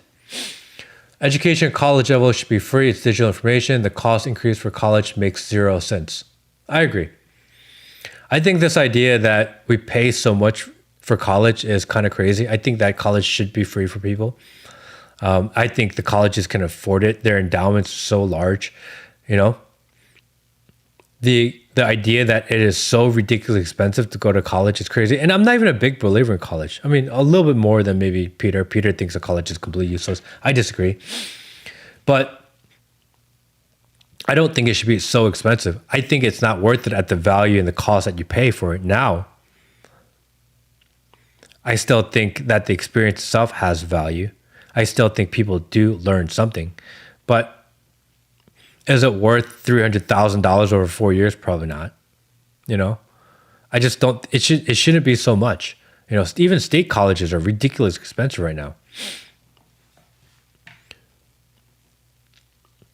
Ragnar, have to go. Great stream, kid brother. Thank you, Ragnar. Appreciate you, buddy.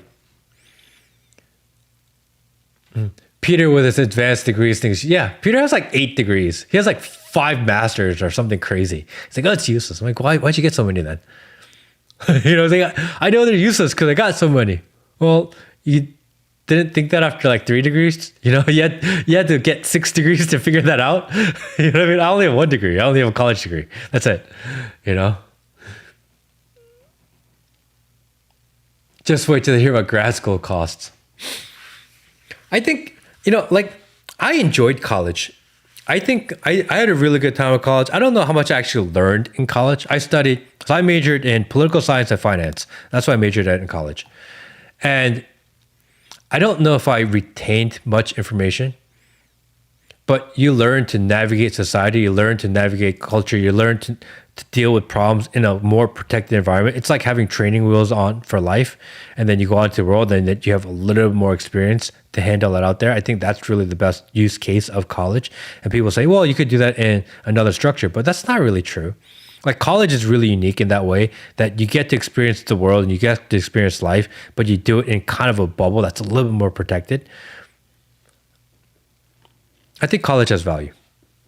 You know, can you survive? Can you like make it through? You know?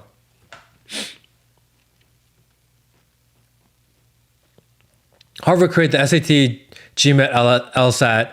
They were the architects of colleges in the US. Yeah. I took my LSATs when I was in college. I originally wanted to be an attorney because everyone said, parents said, family said, be a lawyer.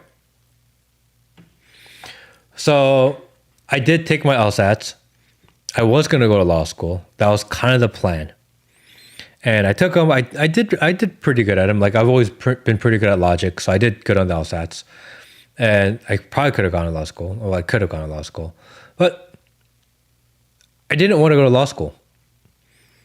Like I got to speak to people that are lawyers, people on the partner track, etc., whatever, before I applied to law schools, within family, etc. And a cousin of mine was like, I don't think you're going to be happy being an attorney. Basically, all an attorney is you are a salesman of billable hours. You spend your time trying to figure out how to bill people more hours. That's your job. It's like the worst job. You're going to hate it. I don't think you should do it. And I was like, oh, thank you. Tell me the truth. I appreciate it. And I didn't pursue law.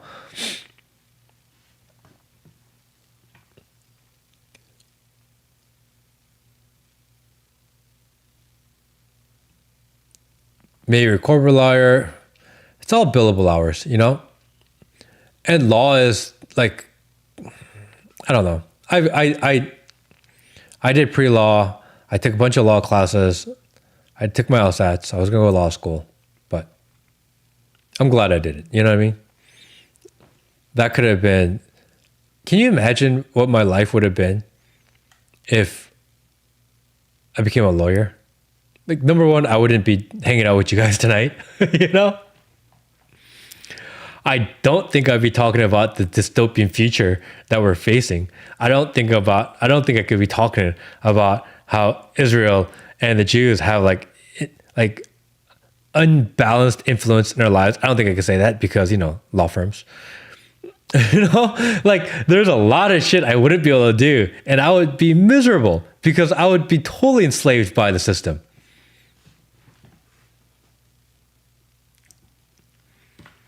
You can't. And I'd be like the most miserable, depressed person right now. Because I'd be going, probably at structure of life, if I was a lawyer, I'd still be going through the same black pill, but knowing that I can never escape and I'm actually a part of the black pill, or I'm actually a part of the matrix, and that I can never leave the matrix and I'm stuck there forever. And I'm just like this, I'm just this matrix battery that gets plugged in and people suck the life force out of. That would have been me. It would have been the worst. Been the worst. Where do you stay in the U.S., Mr. Kim? I am in Georgia. I'm in Georgia. Or Adderall addiction. Maybe.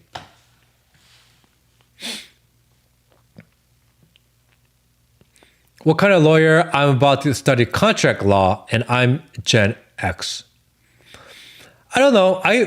I always thought if I get into law, I would like to be on the criminal side because that seemed like more fun. You get to deal with evidence and all this. But then I found out that criminal law actually doesn't pay very much and that you have to go into corporate law. And then I have a second cousin, that is a partner in mergers and acquisitions and like one of these huge law firms.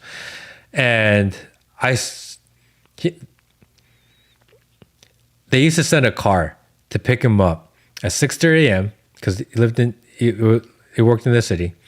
They would send the car at 6:30 a.m. He'd go to the office.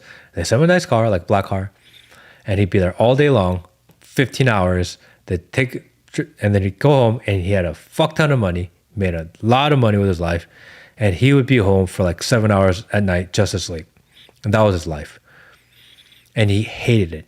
He hated like every single minute of his life because of that. I didn't want to do that. There's got to be more to life than just like grinding for the sake of grind, you know?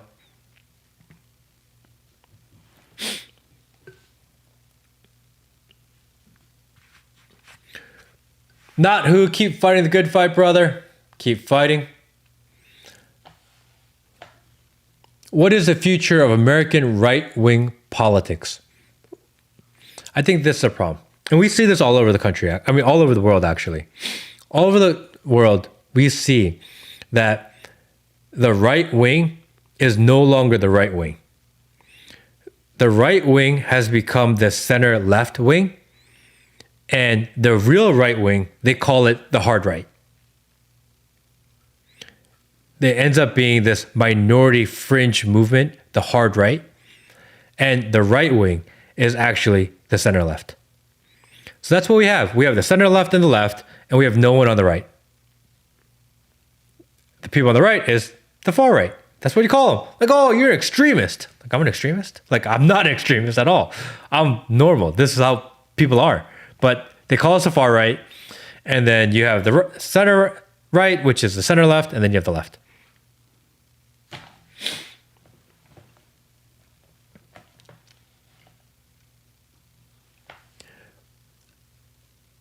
There are factions, dude, especially after last week. Give it another week. I'm really curious to see what happens in 1 week. Is 1 week, are we still going to be talking about last week? Or is it going to be memory hold and gone? And logically, historically, the way that attention works and the way news works is that as big as events as last week was, by Monday, the story should be dead. It should be gone. It should be wiped from our memories, and we should be on to the next shiny object. That's how it works. That's what's supposed to happen. I don't agree with that, but that's how it's supposed to be done. That's how the system is designed. To put something in your face, in your mind, give you the rage, give you the chaos, and then switch you to something new. Fresh content. If this story is still relevant in our timeline come next Monday, I'm going to find that extremely concerning, actually. I'm going to find that really concerning because it's abnormal. And it's not natural.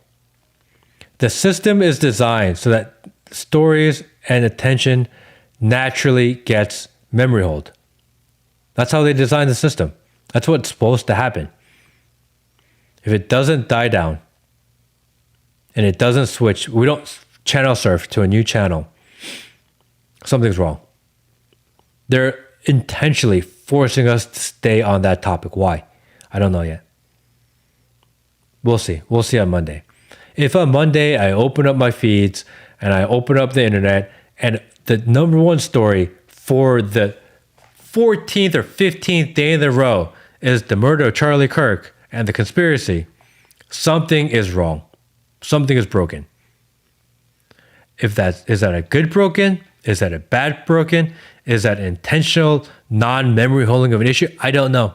We'll see on Monday. Monday, that's what I'm gonna be thinking about. Did this memory hole or not? The system is designed to memory hole. They don't intentionally memory hole anymore. It used to be that they would intentionally make you forget about stories and move you on. They used to do that intentionally. But that was before they optimized. That's before they made the system more efficient. That's before they coded the algorithms to naturally do it on its own. Now it's built into the system. That's how the systems are designed, to do exactly that, memory hole. So if it doesn't memory hole, they had to manually override. Why did they manually override?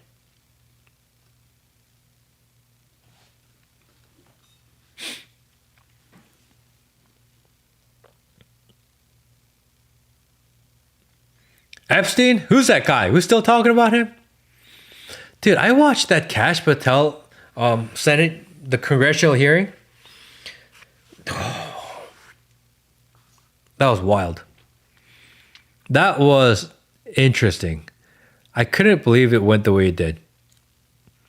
I don't know what's going to happen. I don't think Kash makes it. I think that Kash is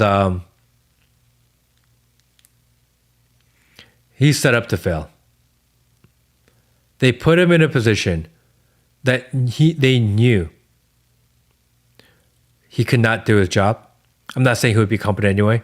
That's not the argument. He was put in a position to fail. And he's going to fail, and he's going to scapegoat, and they're going to blame it on him. And that sucks. It's probably like a job and opportunity that's bigger than he can. But we've all had that before, right?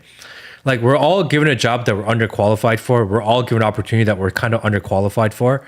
But we still want to do our best because we have this opportunity to do it. Like, has that ever happened to you? Where someone's like, hey, why don't you do this? Or why don't you do this job? And you're like, well, I don't know how to do that. But okay, fine. I'm going to try my best, Sar.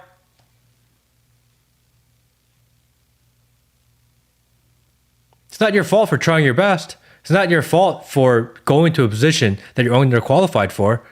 Like, maybe you thought, like, oh, I'm going to figure this out. I'm going to do really good. The reality is, like, you're set up for failure. Sar.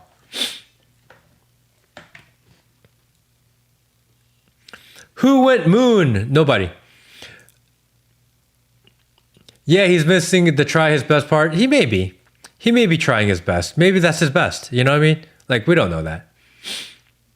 Why put Pam Bondi in? Yeah, same thing. Shit hits a fan and they're like, oh, look, like the blonde lady. It's her fault. And the whole country will be like, oh, of course. Of course a blonde girl was not good at being, you know, the attorney general. Of course, a blonde lady is not good at the attorney general. And no one's gonna be surprised when the narrative plays out. They're kind of DEI hires. You know what I mean? It is what it is. Director has a black book. 2 months later, there is no black book. He didn't do that.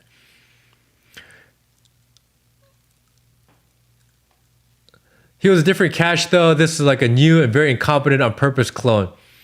Yeah, you know, sometimes you take a person that is competent in what they do, but they're underqualified for what they're going to do, and you move them there, and all of a sudden, like, the pressure is different, the role is different, the flexibility is different, the bureaucracy is different, like what you have, your natural aptitude is different.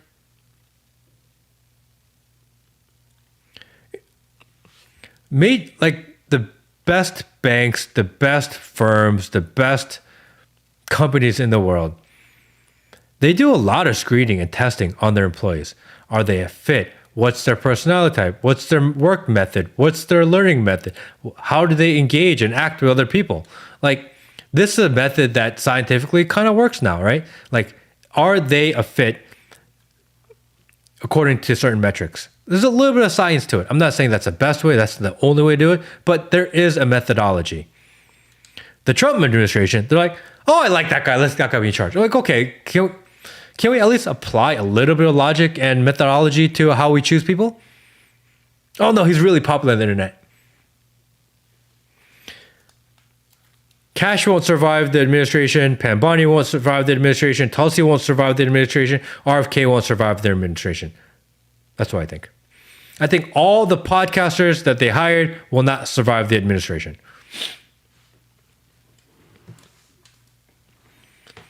Lucky Sky Blizzard, where's your handler?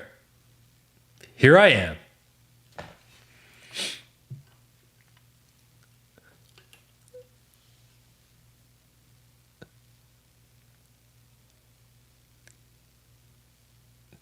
When were you red-pilled? I don't know if I was ever red-pilled. I think the question is, when was I black-pilled? You know? The red pill is, okay, I think I was red-pilled after COVID.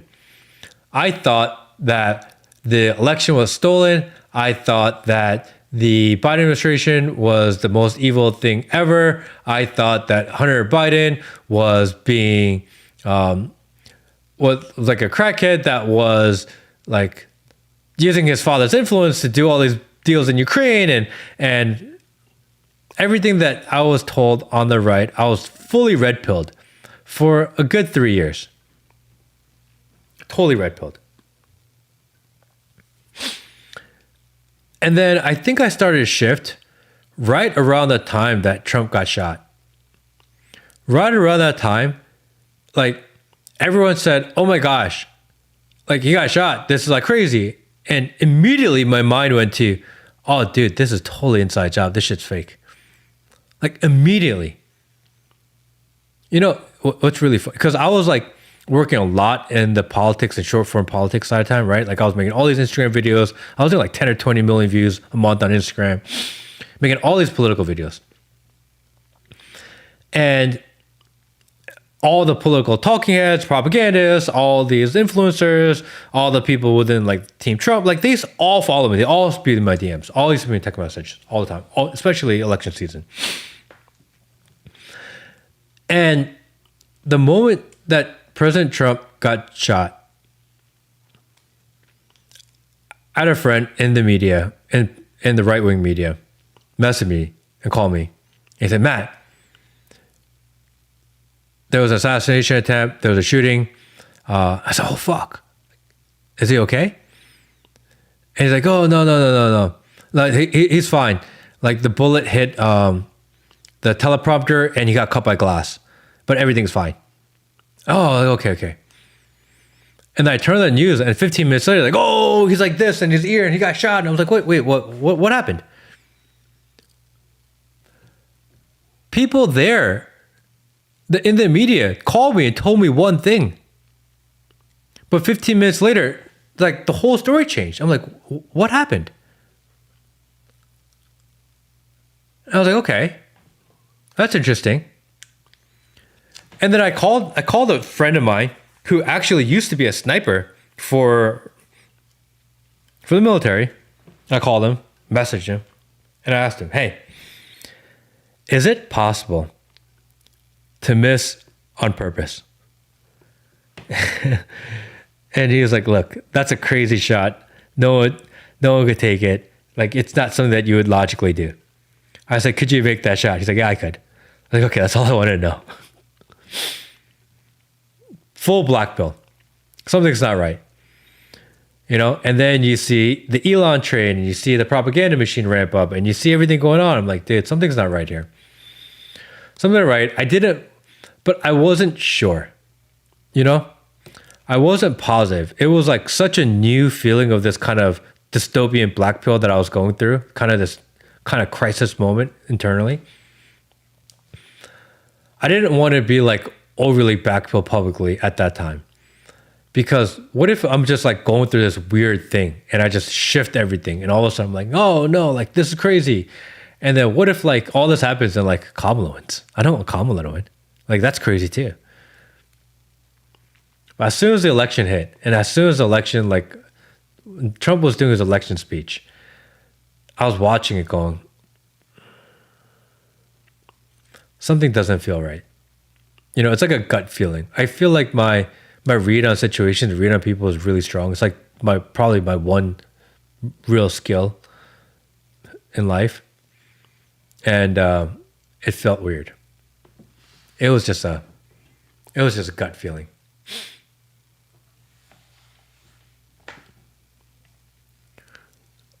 Let's see here.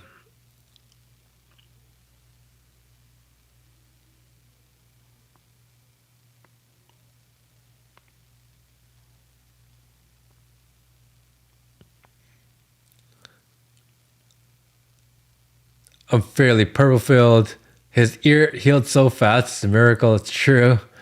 Kirk was extracted, which is not crazy. Let's see here. I'm reading. I'm trying to catch up. Hola, Matt. Listening from Moriela, Michoacan, Mexico. Been flying for a while now. Keep up the great work. Thank you, Susie G.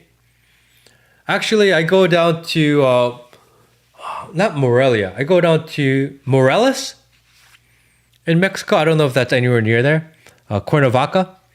We have a little bit of actually family there. So I've been down to Cuernavaca, Morelos, actually, near there. What's your real name? It's obviously not Matt. It's Matt. Matthew, if that makes it better. Matthew. But Matt. Did Fuentes get the call? Bro. I don't know what's going on. I kind of like Nick Fuentes. I think he's really interesting. I think he says a lot of smart things, really logical things. I think he takes really complex ideas and puts them in a really logical format that makes it believable. And that's actually a skill that's not easy to do. I think he does that phenomenally well. I think he's really easy to listen to. I think it's really weird that he's saying that it's impossible that it's Israel involved in the assassination, that it's impossible that anyone that thinks so is like losing their logic. I think we talked about this earlier in the stream. There is a board of possibilities on who caused or who was responsible for the assassination. There's a board of possibilities because no one is 100% sure, right? And if you don't know for sure, then you have to keep certain theories on the board, no matter what. That's how this works, right? Until you come up with a definitive conclusion, you can't remove all the competing theories. That's not how it works. So we don't know exactly what happened.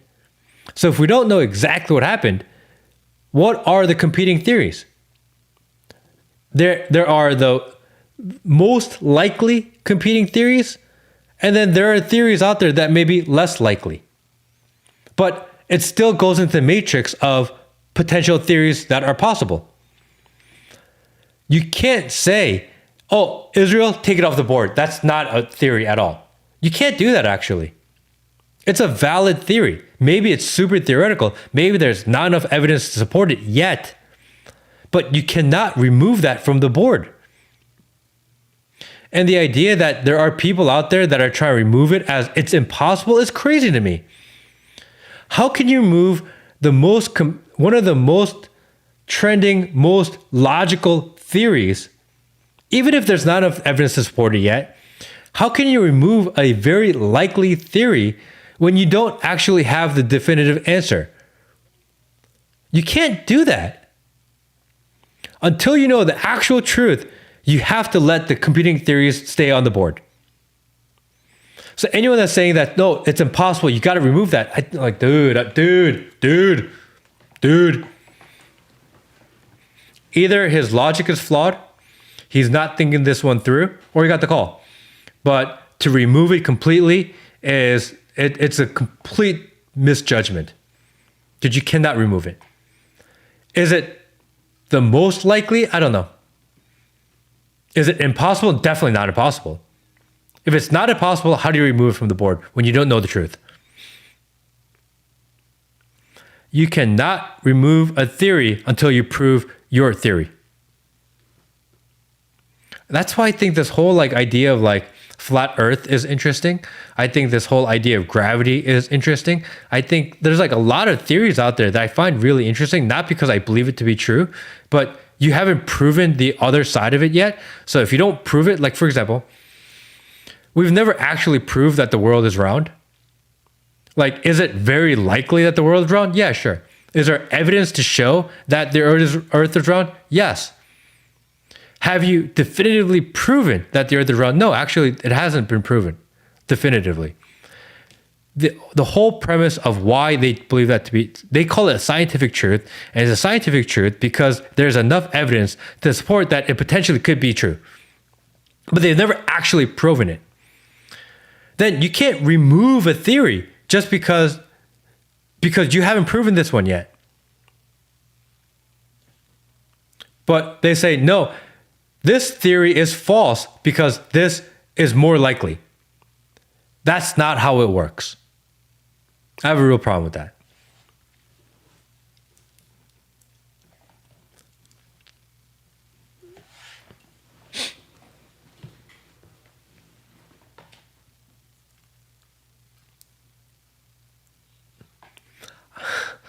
I'm not saying the earth is flat.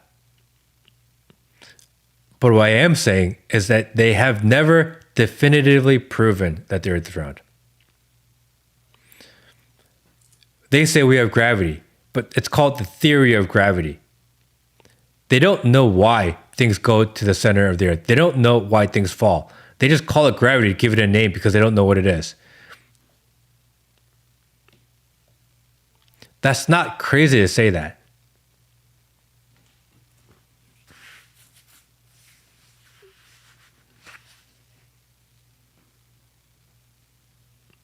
The earth is obviously a Pringle. It's probably the most likely situation. Al Hussein Al Tanahi. I clicked. Thank you, buddy.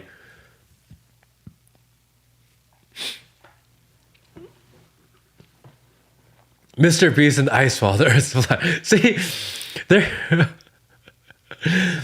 Nothing. There was this one time. I remember. I have a friend who is a commercial pilot, and I don't know if he's a commercial pilot. He flies all the time, and we were joking around about flat Earth one day.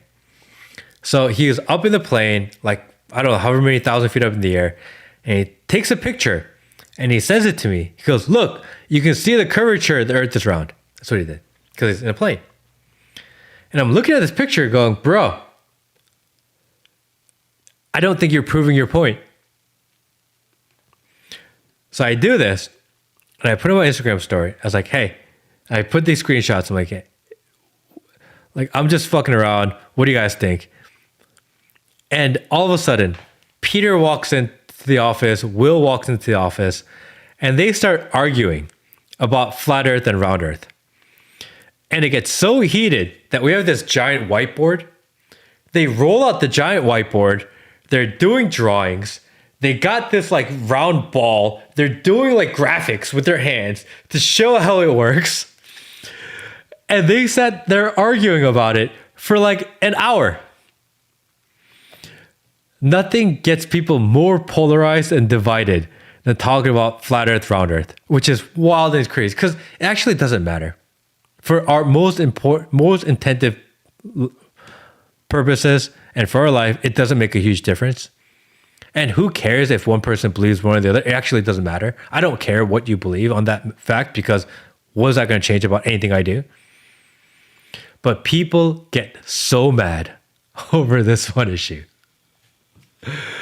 They get so mad. So crazy. Chemtrails, Matt, where are you with all that? I think it's a mix of both. I think there are dangerous substances that people do drop in the air. I don't think every time you see one in the sky, it is one of those either. I'm actually somewhere in between. I think it's interesting because I remember they did that ban in Tennessee, I think last year, 2 years ago, saying, we don't do chemtrails, but we're going to make it illegal to do chemtrails. And then all my friends and all these people all around the country who are in the chemtrail theory side, they all message me. Look, I saw these videos on TikTok. I saw these videos online. Now that they banned chemtrails, they don't have them in the sky anymore.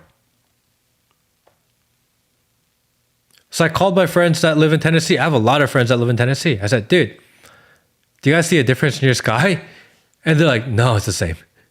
We didn't have that many before. We don't have any now. Law made no difference.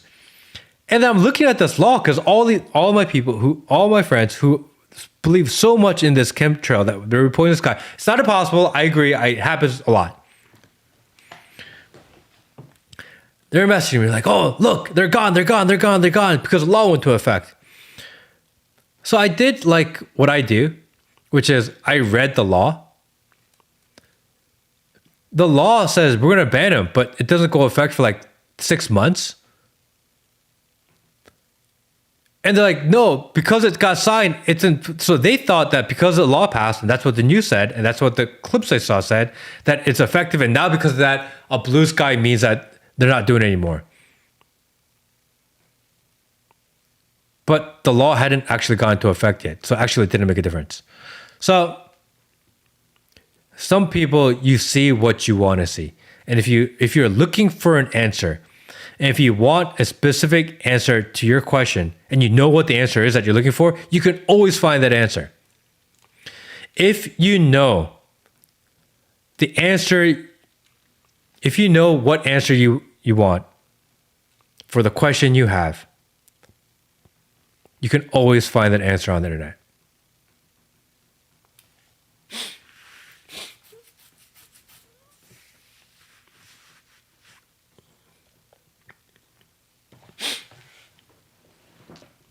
Undersea internet cables are at risk. Yeah, I saw that. That's crazy, isn't it?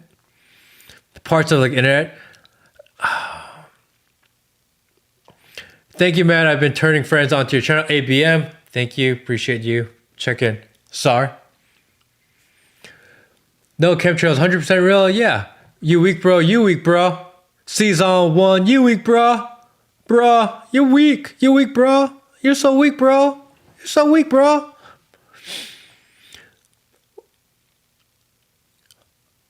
Are we antiseptic enough yet?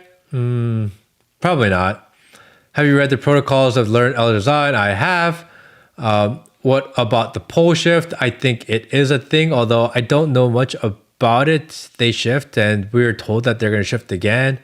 Chemtrails aren't a theory. They admitted that, but what they do is change the definition, so it's not chemtrails. Now, stratospheric aerosol injection. Do you believe in cloud seeding? I do believe in cloud seeding. I do believe in weather manipulation. Did we go through a transition from illuminating control to bricklayer control, whose bosses are the juices? I think I've said this theory a lot before, which is that I think that when we talk about and we think about this idea of new world order, one world government, I think the assumption by people when they say that out loud is that it has been settled who sits atop that pyramid, because as you know, when you have consolidated power, it is only one group atop the food chain. It is only one group that sits at the very tip top. I do not believe that that has been settled. I think there are a lot of groups vying for that number one spot atop the food chain, atop the pyramid. And I think what we are living through currently is this modern day Game of Thrones. You have the Masons and the Zionists, and you have the Jews, and you have the Chinese, and you have the technocrats, and you have like the deep state, and you have like all these random groups of people. You have the old money, you have the new money. You have all these groups of people that have ultimate power vying for the ultimate power role. I think that's what we're living in. I don't think this who sits atop the pyramid debate, argument, war, I don't think it's been settled. And I think that's why the world seems so chaotic. And sometimes it feels like one side is winning, though the other side is winning. It's because it's true. They're constantly at battle with one another, and we're just byproduct.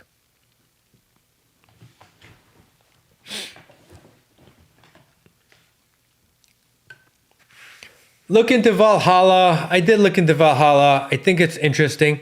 I am waiting to see anyone from there actually, like that part of the world, talk about it, because it's like trending from like a handful of people that found it randomly, but it's like actual populated area, like what's actually over there. I think it's an interesting theory. Lucky Sky Blizzard, have you found a good song on my SoundCloud yet? Lucky Sky Blizzard has SoundCloud. I looked through a little bit. I haven't looked through all of it, although I do find it interesting. He makes music where he uses AI and generates, but he generates his own lyrics, and it is really like this anti-dystopian, anti-Zionist, anti-Israel, anti-government deep state type of music. It's actually really interesting. I enjoyed what I did here, but I haven't looked through the entire catalog yet. But if anyone is interested, you can definitely go check it out. It is pretty cool. I'm a Viking SAR, gay Viking. Interesting. Valhalla is a witness protection program. I don't know. Apparently there is some sort of military enchantment there. And the picture on the back of the monitor of the shooter in the picture that it was is this place in, I believe, Iceland or somewhere in Europe. And next to there is Camp Valhalla or something like this, and it has something to do with possibly why is Cash saying I'll meet you in Valhalla when the picture behind him is a place, and there is a place called Valhalla, but like that region of the world, I wonder if there's a lot of things called Valhalla. Like I live in Georgia, outside of Atlanta. There are at least 20 just in one small area, different variations of Peachtree Street, Peachtree Industrial Boulevard, Peachtree Street, Peachtree Road, Peachtree Drive, Peachtree everything. And if I said, I'll see you at Peachtree, it could seem shady because like, oh, look, he lives by Peachtree. But like everything in Georgia is called Peachtree. So like a little bit of context, that's why I want to hear from someone there. Someone's like, dude, like the grocery store is called Valhalla. The hotel is called Valhalla. There is something here called Valhalla. Like everything is, it just happens to be, it's a little different than there was one thing there called Valhalla, and Valhalla is a very Viking thing. That's from the region of the world. It's likely, although I don't know why Cash said that. Like Valhalla is neither Indian nor Christian. It has nothing to do with America, and he's not. And people say, "Oh, it's because it's like a military thing," but he's not for military either. So why is he saying that? I don't know. We got the watch. See you in Valhalla. It's weird. It was weird. He seemed forced to say that. I think he practiced it. I think that when he went out for his press conference thing, they like wrote down talking points and like, what do we say? What's the sign off? You know, like we need a sign off. And he's like, dude, I can't say see you later, Sar, because, you know, like it's too obvious. So what do I say? What do I say? And he didn't want to say anything Christian because he'd be like, oh yeah, you're like a Hindu. Why you're a Sar? How come you can say something Christian? So he couldn't say that. At the same time, you know, so he's like, he didn't want to be like, you know, like he didn't want to do this. So what can you do? I got the watch. See you in Valhalla. That's what he chose. It's weak.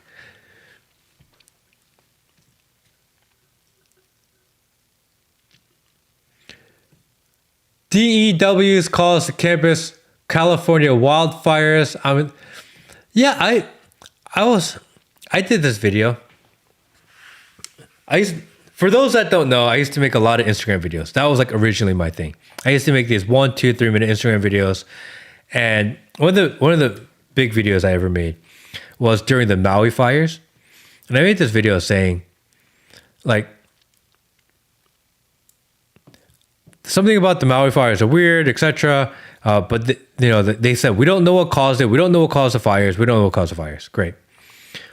I'm curious about it. So I go online and I'm looking up, and people are like, oh, it's DEWs. I didn't know what it was. So I go online, I go on Google, and I type in Maui fire DEW.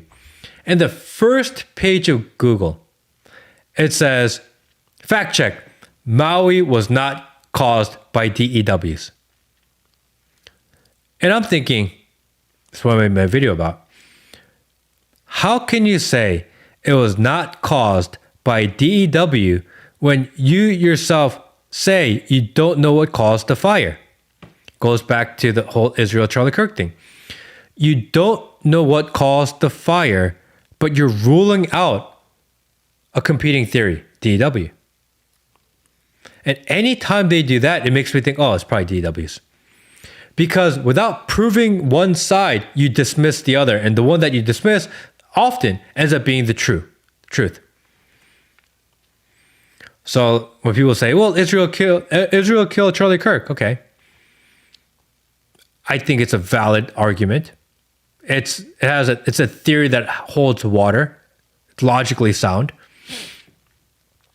And then people say, no, it's impossible. That was no, you can't do that. You don't, until you tell me definitively what it was.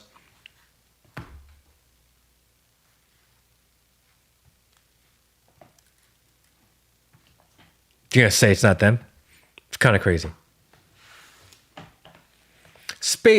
And do you know what's crazy?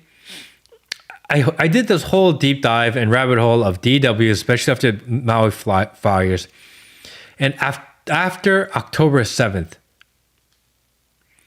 the trending thing in the news and science and technology was Israel's DEW program. You guys remember that? They were showing like videos of it. Like they created and they're rolling out their direct energy weapons.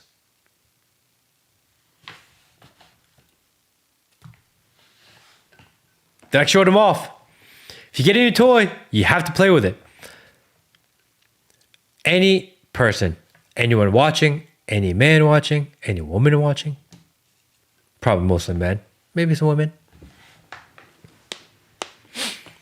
If you get a brand new toy and you've been waiting a very long time for it, you spent money, resources, maybe it's a laser. If you get a new toy that's a laser, you're never going to use it. You don't want to play with your toy. You don't want to try. Like, what happens? What happens if I use my laser? You spent billions of dollars, years of time and effort and research, and then finally get your toy. You don't want to try it? Like once?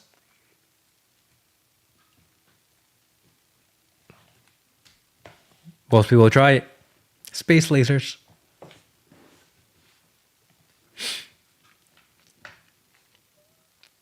Women don't typically watch these type of things. Yeah, I don't think there's we do have some women that watch the podcast more than you think. Definitely not the majority. But I don't think they're hanging out on streams. Maybe there are. Maybe there are. If you're a woman, say hi so we know that it's not a sausage party. Oh, guess not. What do you think about MH370? I think the MH370 videos are real. I actually know Ashton Forbes really well. Love Light Raw, hi. Thank you. Women in the chat. We're in the chat. Jody, hi. Look at that.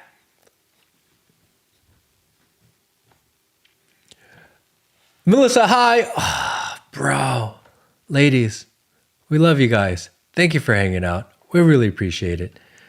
It makes me feel really good that some of you guys are here, you know? So, two very delicious. Thank you. We have a bunch of ladies in the house tonight. Thank you, women. Thank you, ladies. Mary Sunshine, look. Thank you. Wow. Wow.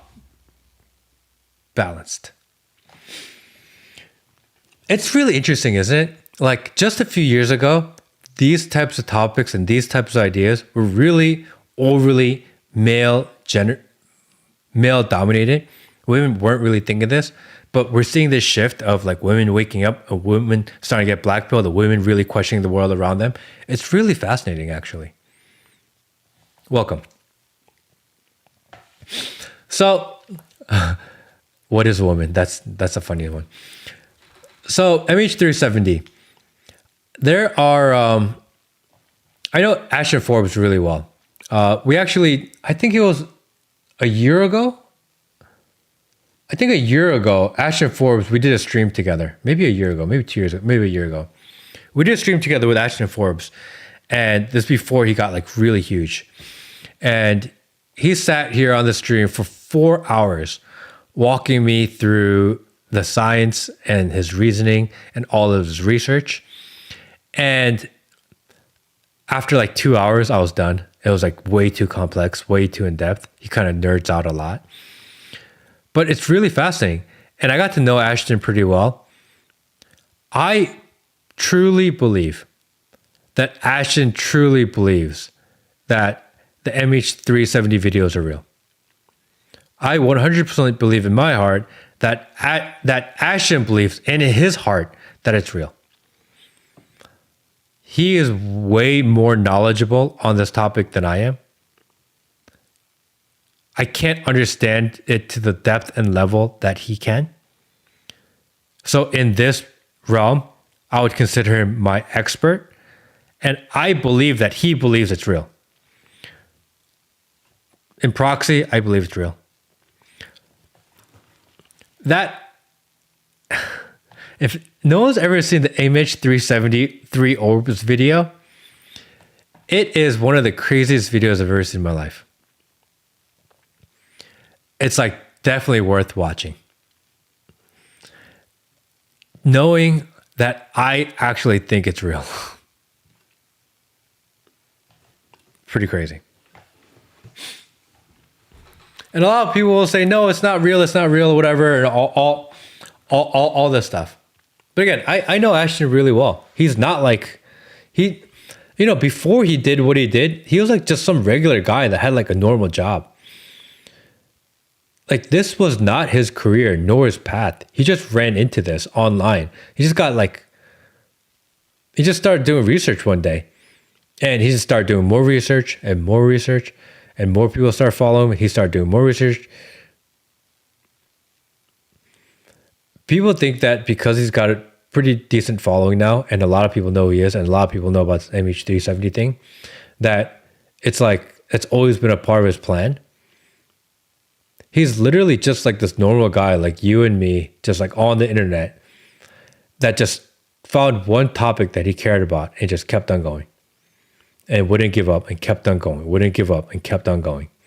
And that's how it became where it is, There's like nothing, like he wasn't set up by anybody. I'm telling you, I know him well. He's just some dude, like he has like a full-time job, He like goes to work in the daytime, goes home, he does like,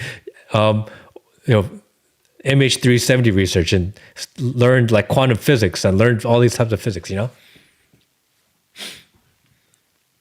Where can I watch this video? If you go online and just look for MH370 orbs or disappearing MH370, you should be able to find it somewhere. I always heard the frog thing was racist. The frog thing is a meme.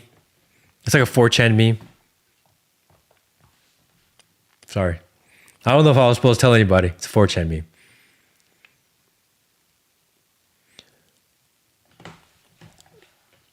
Let's see here. Ashton went off on Ian Carroll and Candace Owens tonight. He thinks the FBI is 100% being truthful about Kirk and is angry by the suspicion of Israel. I don't love that. That's not his world. He's getting involved online. I disagree. I think if anyone understands that you have to question the narrative, you have to question the feds, you have to question the government, you have to question the way that they do things, then Ashton should be the one. I don't know why he did it. I do know that, okay. I do know that I got contacted asking me not to go too far down rabbit holes of the Charlie Kirk murder. I got the request. I know 2 other people that got this same request, not from the same people, but said, hey, maybe you shouldn't do this. I'm assuming that most people online got this call. Don't talk about this too much.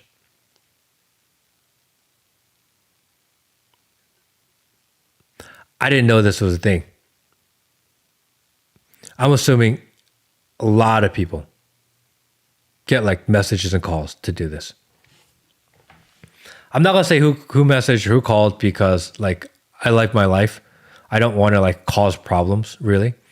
I'm just gonna keep talking about whatever the hell I want to talk about, and that's exactly what I said. I was like, you know what I do? I just talk about whatever the hell I talk about, and I'm not a reporter.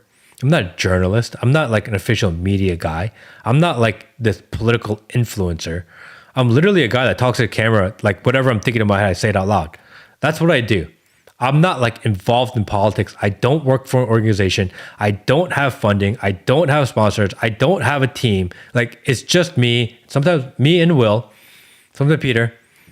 Like we're just 3 random guys with 0 backing. I just talk. You guys are worried about the wrong person. But I'm assuming a lot of people got the call because I've heard from people that they've gotten calls. Inauthentic behavior detected. Eat a dick. So I don't know what happened with Ashton. I don't know what's wrong. I will call him tomorrow. I'm gonna message him. I'll call him tomorrow and find out why. I'm gonna ask him.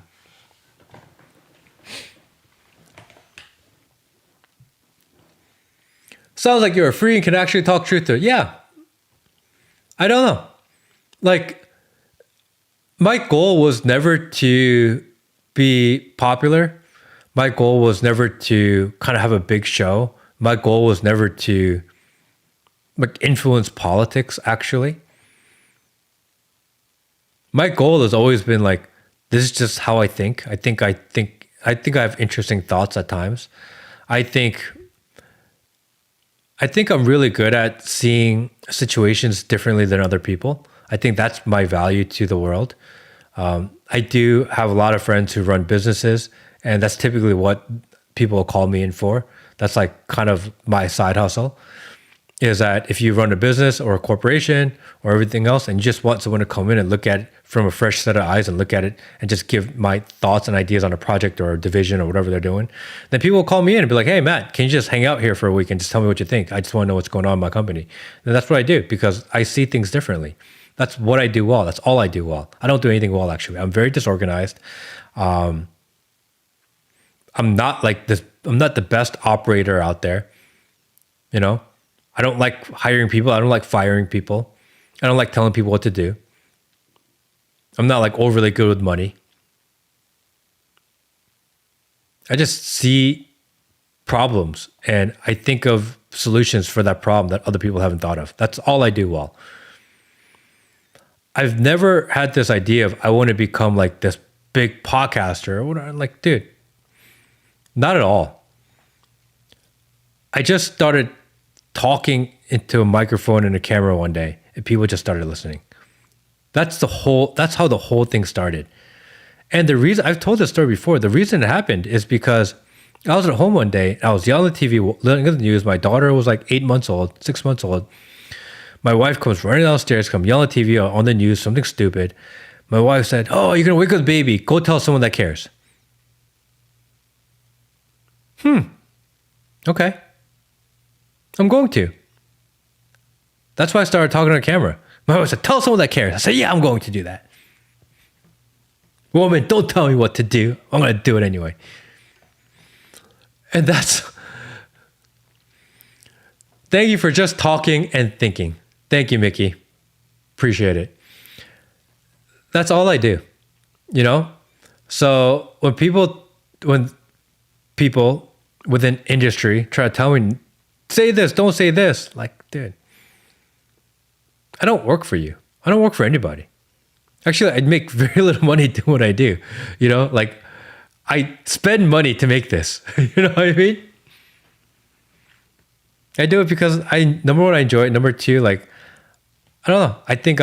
I honestly believe that thinking out loud and taking people on my thought process, on the journey, is actually doing a net positive to society. I really do believe that. Because, again, I think that we are going to a world where critical thinking is being stripped away from us. I think empathy is being stripped away from us. I think thinking outside the box, problem solving, thinking for yourself, free thinking, I think these are things that we are losing. And these are not ideas that you can force people to have. You can't tell people to be like this. You can only save it by practicing it. And hopefully what we're doing here is by you guys get to see me think out loud. You guys can see me work out my thought process. Sometimes you'll see me talking, how my ideas slightly change because I'm starting to think it out loud. And hopefully this encourages you guys to do the same. Because I think it's really important. They're going to take that from us. That's the first thing and it's the most important thing we have. And it's the first thing they're going to take is the ability to think for ourselves. They will use AI to replace our thought, our critical thinking, our creativity. I think words are important. Words give you the ability to practice your creativity on a regular basis. I like alliterations. I don't know if you guys notice, I use a lot of alliterations when I speak. I think they're cool.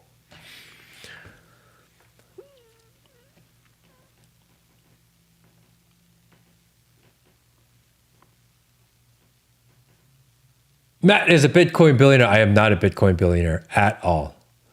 Actually, I don't believe in crypto.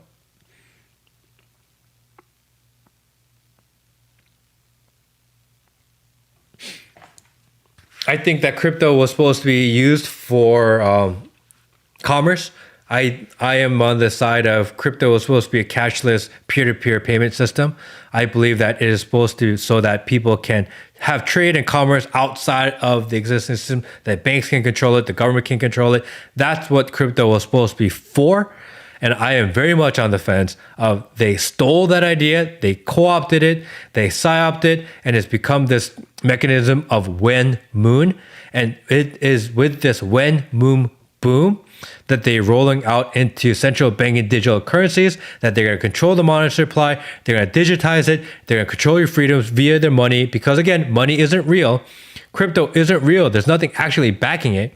Every single altcoin that says they're working on a project, it's all vaporware. It doesn't do anything. It's all a lie. And the only thing people care about is my crypto value going to go up. Your crypto value of nothing. It doesn't stand for anything. It's another version of the fake US dollar. And as the value appreciates, as it goes up in dollar, and as your fake currency goes up in the value of fake currency, double fake, all you're doing is you're normalizing the crypto, and when it becomes normalized and mass adopted to a degree, the government will use that adoption that you helped create, and they will control you with it. It was supposed to free us, not enslave us. Just supporting you before they implement CBD. ABM, thank you, brother. I really appreciate you. You will own nothing and be happy. I agree. The CIA created Bitcoin? No. CIA did not create Bitcoin. The people who created Bitcoin really created Bitcoin. I know several people within the early crypto community and environment. The CIA did not create Bitcoin. The people who created Bitcoin, especially the earliest adopters created Bitcoin and gave their lives to Bitcoin because they truly believed in freedom. They truly believed in this idea of having permissionless money. CIA came in and stole the idea of Bitcoin. That is more accurate.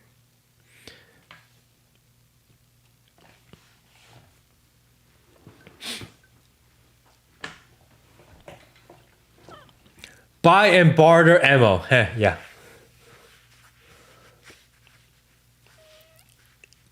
Eat these bugs. Yep, it's a Ponzi scheme. You know, a lot of not necessarily people need it. Spooks are cool. Just like what China did with crypto, well, that's the future. 78 million bank accounts were just leaving Vietnam and a large money, not due to accepting digital ID from everything I've seen. That is correct.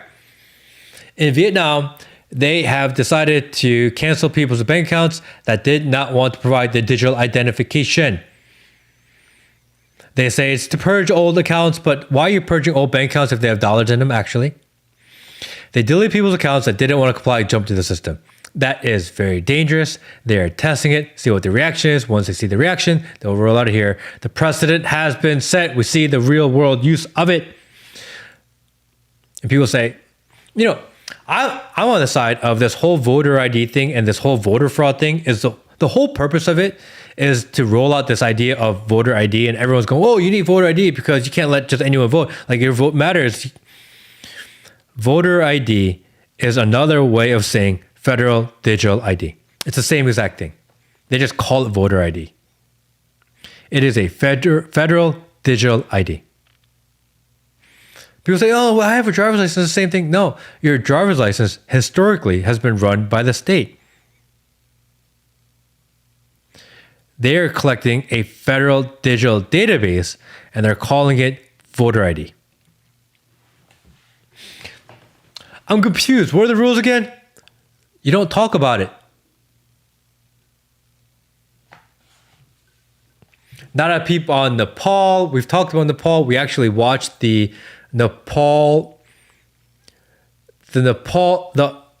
Nepalese painter speech last week. And if you have not seen the Nepalese painter's speech, it is interesting. The kid's like 16 years old, and he gives like the speech that is, if you've never heard it, you have to listen to it.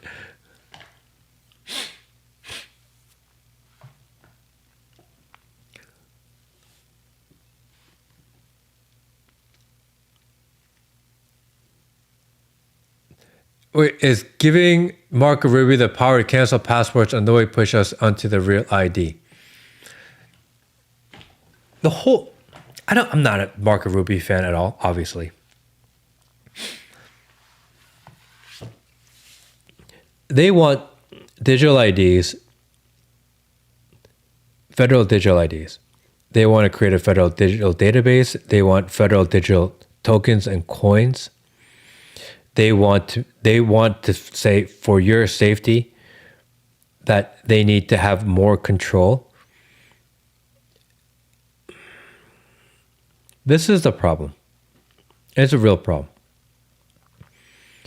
If you add more surveillance, more control, if you collect more of people's information, if you limit what people can do, if you can limit what people can say, for a lot of people that simply want to comply, your lives may actually improve.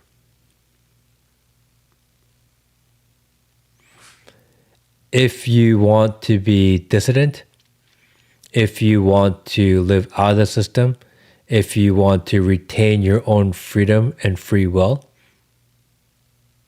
your life gets worse. We will have a deliberate choice in the future where do you want to live plugged in into this matrix, lack of the word, or do you want to live free? And it's not an easy decision actually, because plugging in will actually mean that your life will be a little bit easier. Living free means that your life will be more difficult. Would you rather live free but uncomfortable, or controlled and ruled but comfortable? It seems easy to say, but it's actually not an easy decision. It's going to be really difficult. I believe that 80% of the population will choose to live controlled, ruled, but comfortable. 20% will choose to live free but uncomfortable. That's the minority. I try to teach my kids, that living outside the system, living uncomfortable, being the weird kid is okay. Because I want them to live free. I'm going to live free. I don't want to be alone. I want them to live with me. And I try to encourage other parents to do the same because I'm selfish. I'm selfish because I don't want I want my daughter to come with me when she has a conscious choice to make to live free or controlled, comfortable. I want her to come with me. And I don't think she's going to come with me if she's alone. Kids need like community. They need friends. I don't want her like just in the middle of nowhere by herself. I want there to be other people that choose to live free. Maybe it's kind of like why I do what I do. Hoping that enough people will be like, dude, I want to live free. I don't want to live controlled. I don't want to live ruled. I know that it may mean that my life isn't as easy as the one that is a part of the Borg. I know the steak isn't real, but I want to eat it anyway. But I think a community will grow. It'll be the minority, 20%. I very much intend on living my days on that side, on the 20%. If this was Hunger Games, I don't want to live in the capital. I want to live in District 9. You know what I mean? It's more uncomfortable. It's harder. If shit hits the fan, and we live in Hunger Games, I'm not going to the capital. I'm going to District 9.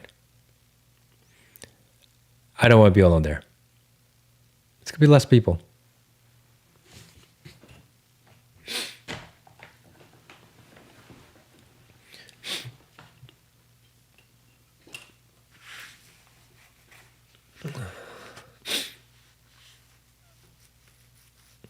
My rant for the day. Hey you! The Matrix is the perfect example. The character Cypher is a turncoat and backstabs them so they can return to the Matrix, living a rich and easy life. That's correct. You know, I love the Matrix. I've seen it multiple times, a lot of times. I watched the whole series. And people often forget that at the end of the Matrix, what we find out is that even Neo was a part of the Matrix, and he wasn't actually trying to destroy the Matrix. He was just trying to reset it to start all over again. It's like the end of 1984. The dystopian future is coming and there's nothing you can do about it. Take me to District 9. I'm living in District 9. You know what I mean? Chinaman fire, I'm not Chinese. Korean. But Yannick, thank you, appreciate you anyway.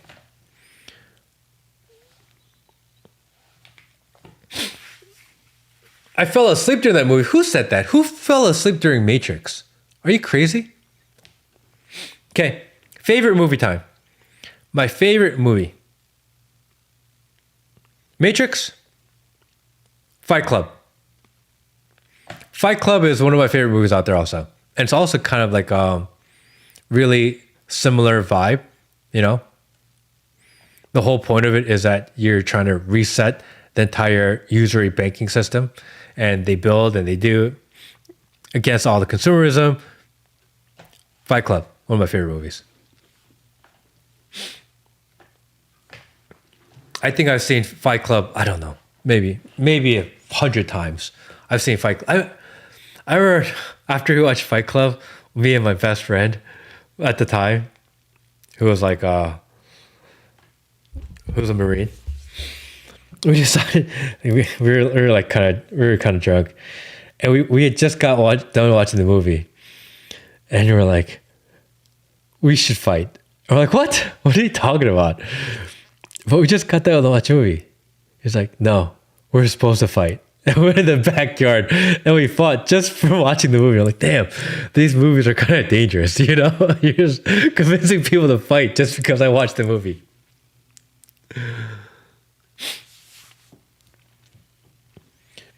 Kids are the future, but they can't change anything. We'll push our lives onto them. I agree. But if anyone's going to indoctrinate my kid, it's going to be me. After I do my best to indoctrinate them the best I can, it is her and their decision and their choice to make, and I hope they make the right one. I cannot force it on them, but while they are under my roof and under my watch and under my control, and it is my responsibility to raise them and teach them, I will indoctrinate them with my views and my ideology and what I envision the world to be. And if they think past that, because I will also teach them to critically think, I will also teach them to question all narratives. I will teach them to question the teachings that I teach them also. And if their conclusion, after all my training is done, is that I am wrong, so be it. That's what I train them to do. If their conclusion is I am wrong because the world and their school and their teacher and their friend told them that I am wrong, I have failed.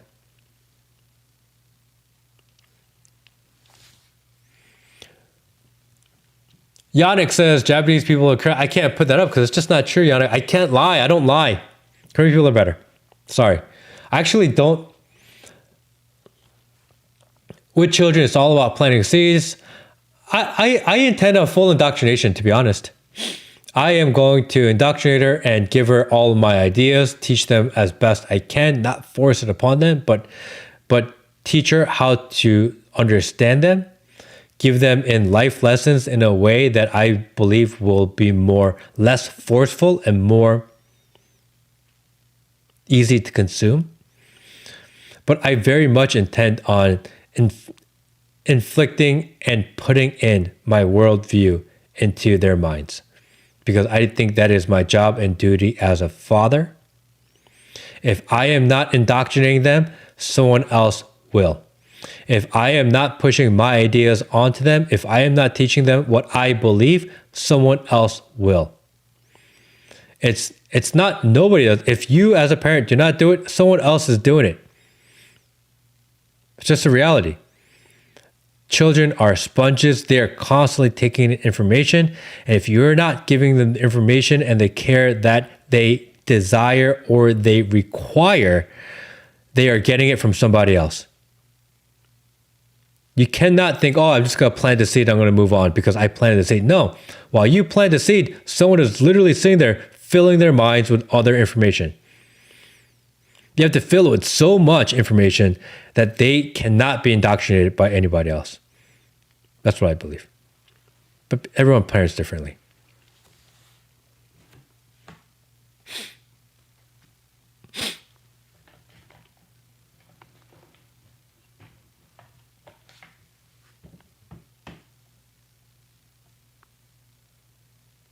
Have you ever read the Quran? I have not read the Quran. I am actually reading Confucius books right now because I'm trying to go through this reading different theologies type of phase right now. I will eventually read the Quran, but I have not yet done so.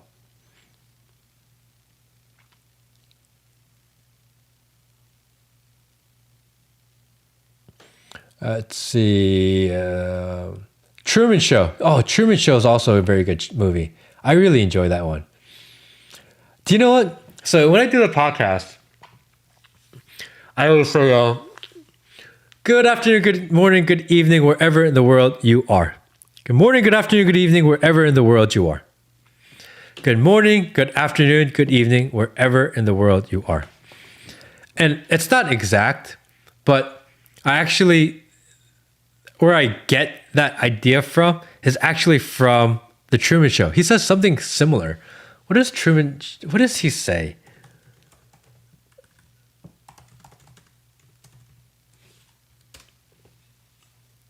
He says, good afternoon, good evening, good night, or something like this. What did he say? Oh, good morning, and in case I don't see you, good afternoon, good evening, and good night. Truman every morning says good morning, and in case I don't see you, good afternoon, good evening, and good night. That's kind of where I get my thing from, you know? Good morning, good afternoon, good evening, wherever in the world you are. It's a similar idea. Truman Show. Good morning, in case I don't see you, good afternoon, good evening, and good night. Yeah. Truman Show is a really good movie. That's a good one. I really enjoyed that one. You should definitely watch it.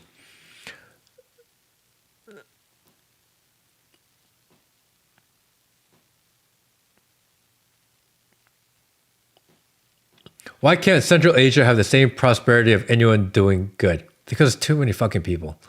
I miss a simpler world when people were simpler. I do too. I like simple things. You know, I did go through a phase in my life where I was like, again, I lived a very selfish portion of my life where I was really into kind of just being over the top.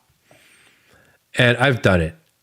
And I didn't really enjoy it that much. I thought I did at the time. But looking back, like simple is best. You know, like tomorrow is Saturday. I will probably take my daughter and we'll probably go to like a corn maze or the county fair, or maybe we'll just go play in the park for a few hours and we'll read some books and we'll do some puzzles and we'll walk around the lake and maybe we'll go throw some rocks because I'm teaching her how to throw right now. So we'll probably go throw some rocks. And yeah, like that's probably gonna be my Saturday and it's gonna be a great day. And I'm gonna have a lot of fun doing it because I think simple is best.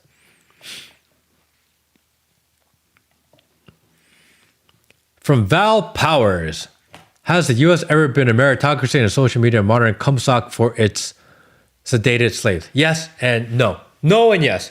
U.S. has never been a meritocracy. The idea of meritocracy is not true. It's actually fake. It's actually the biggest lie ever told. Episode 1 of my series coming out, actually. Meritocracy is the greatest lie ever told because they tell you that if you work hard, if you do the right things, that you can succeed. And that's just not true. It's not how the world works. It's not how they work. The whole idea of meritocracy and the why they tell you meritocracy is the way that world works is because that is the best way to keep the population enslaved. Get you working hard, and then when it fails, you blame yourself. That's the whole idea of meritocracy. It's bullshit. If you work hard, will it increase your chance? Yes. Does it solve your problems? Not at all.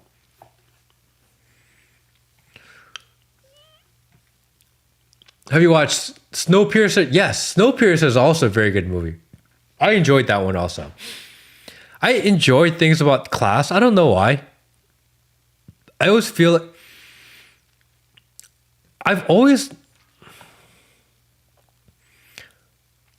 I like weird people. I have weird friends. I get along the best with people that are kind of weird. Because I think weird people are the most genuine, actually. And I think we call them weird, or I call them weird because they're different. But actually, all people are different. And the people that are sameness are the weird ones because that's not natural. Actually, you're faking being yourself. People that come off too polished, people that are fit in too well, people that just kind of merge in with everything around them. I don't like that because it feels really disingenuous to me. I don't like being around disingenuity. I like people that are comfortable being themselves. And the people that are most comfortable being themselves are fucking weird. Because we're all weird. We all have our weird things that we do, weird things that don't make sense because we're individuals. And if you artificially try to hide that, I don't like you. It's not that I hate you. I prefer not to spend my time with you because it's uncomfortable. Because if you're being fake, I feel like I need to be fake. I don't want to be fake. It's tiring. It's tiring trying to be around someone pretending like you're a certain way. Like, I'm kind of weird. I'm like odd. I think about weird things. I like weird mannerisms. I perceive the world different than maybe the people around me. I like thinking about things other people don't think about. I like doing nerdy things. I like people who do that too. Meaning like, I don't care what you like, what you do, what your preference is. If you are comfortable with who you are, like that's actually the type of person I want to hang out with. Because I'm weird, you're weird, I accept your weirdness, you accept my weirdness, like cool. I don't have to worry about it as much. I think weird people are the best people.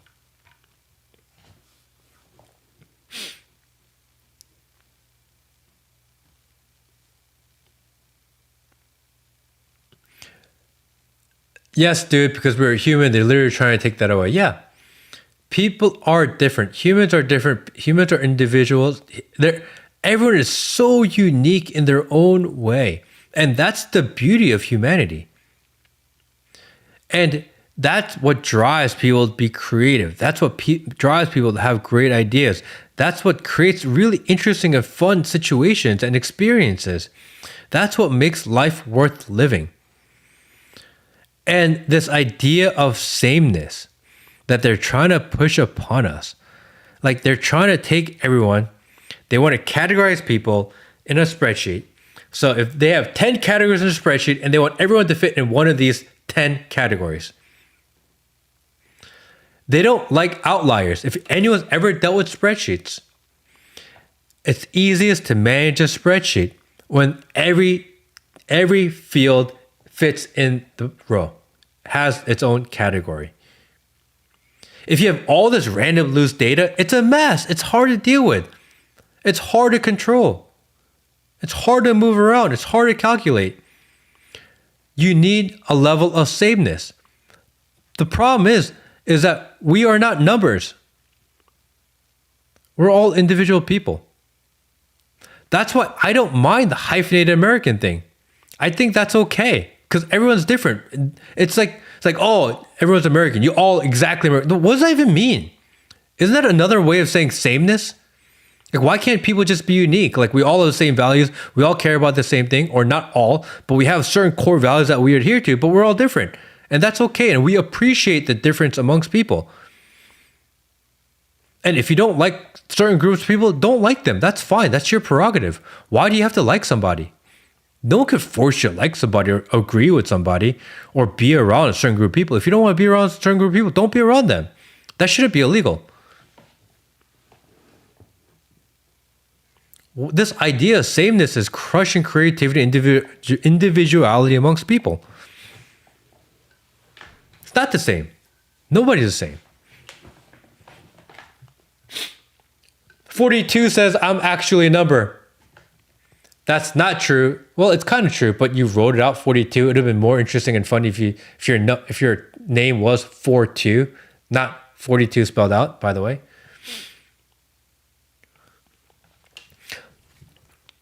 Ninth Wonder, New York's Ninth Wonder says, what are your thoughts on postmodernism? And do you feel that has impacted your life, worldview, and perspective on things? I don't know how to define postmodernism, actually. So that makes it difficult to say. Bob, I missed a joke. I know the joke. I'm making my own version of the joke. Damn. Can't even say anything. Us millennials have such a unique perspective of how the world used to be and how it is. Let's see here. Postmodernism. What are you saying by postmodernism? Broad intellectual movement and cultural attitude in the late 20th century that has arose as a reaction to modernism. That's a shit definition, by the way. Marked by skepticism toward grand narratives, universal truth, and a celebration of relativism, pluralism, and individual perspectives. It challenges established authorities, blurs the line between high and popular culture, and expresses itself through the features like irony, pastiche, do not say the word, and the rejection of objective reality in favor of subjective experience.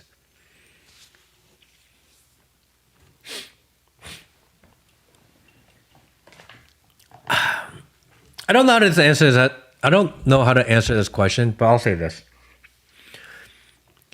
I think that there was this liberal idea of view, and I've mentioned it very early on. It's 1:30, so I said this like 3 hours ago. I think there was this liberal idea years ago, 10, 15, 20, 30 years ago, that focusing your mind and studies on liberal arts like art history, music theory, dance, culture, philosophy. This was a very liberal ideology to have. And people that consider themselves conservative, you say, you're wasting your education. You're wasting your education because that shit doesn't actually matter right now. And they were right. 10 years ago, 20 years ago, 30 years ago, your liberal arts degree and your philosophy major and your history major and your art, music, theory major meant nothing. But as we go into this new era that we're faced with now, which is going to be AI driven, where the AI is going to replace logic, it's going to replace math, it's going to replace science, it's going to replace information, it's going to replace a lot of things. The people who spend their time and their life, especially their education, thinking, writing, creating music, the people who made their living learning by being a barista or a server or maybe even actor, people who spent their lives more human to human in their engagement, they're actually going to have more value because they're going to be different. That's going to be replaced later by the Borg. And the things that are replaced are the things that we were really pushing for the last 20 years. The liberals weren't right at the time that they said it. But in 20 years, they're going to have been right, which is crazy. It just shows you how funny the world is. For all the wrong reasons, they'll eventually be right. They didn't intend it. Their intent was pretty evil and stupid. They thought that that was better at the time they did. They didn't realize they didn't have this meta, like I see the future play there. They didn't. But they're going to be right. It's funny how that works. I've been thinking about that thought in my mind. I've been thinking about that on repeat for the last like 3 or 4 days. Ever since it came from a conversation with a friend of mine. But once we kind of came to that epiphany, I've been thinking about nonstop.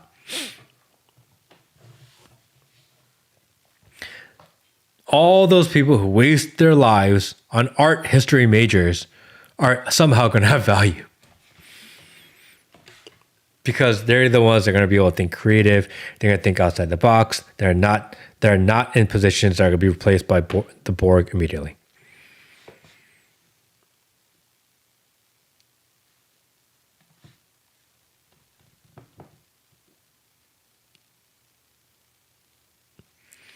We got to stop this Gen Z fight. Ever since you and him talked about this on the show, I've been thinking about it a ton. Gen Z is our only way out of this. True.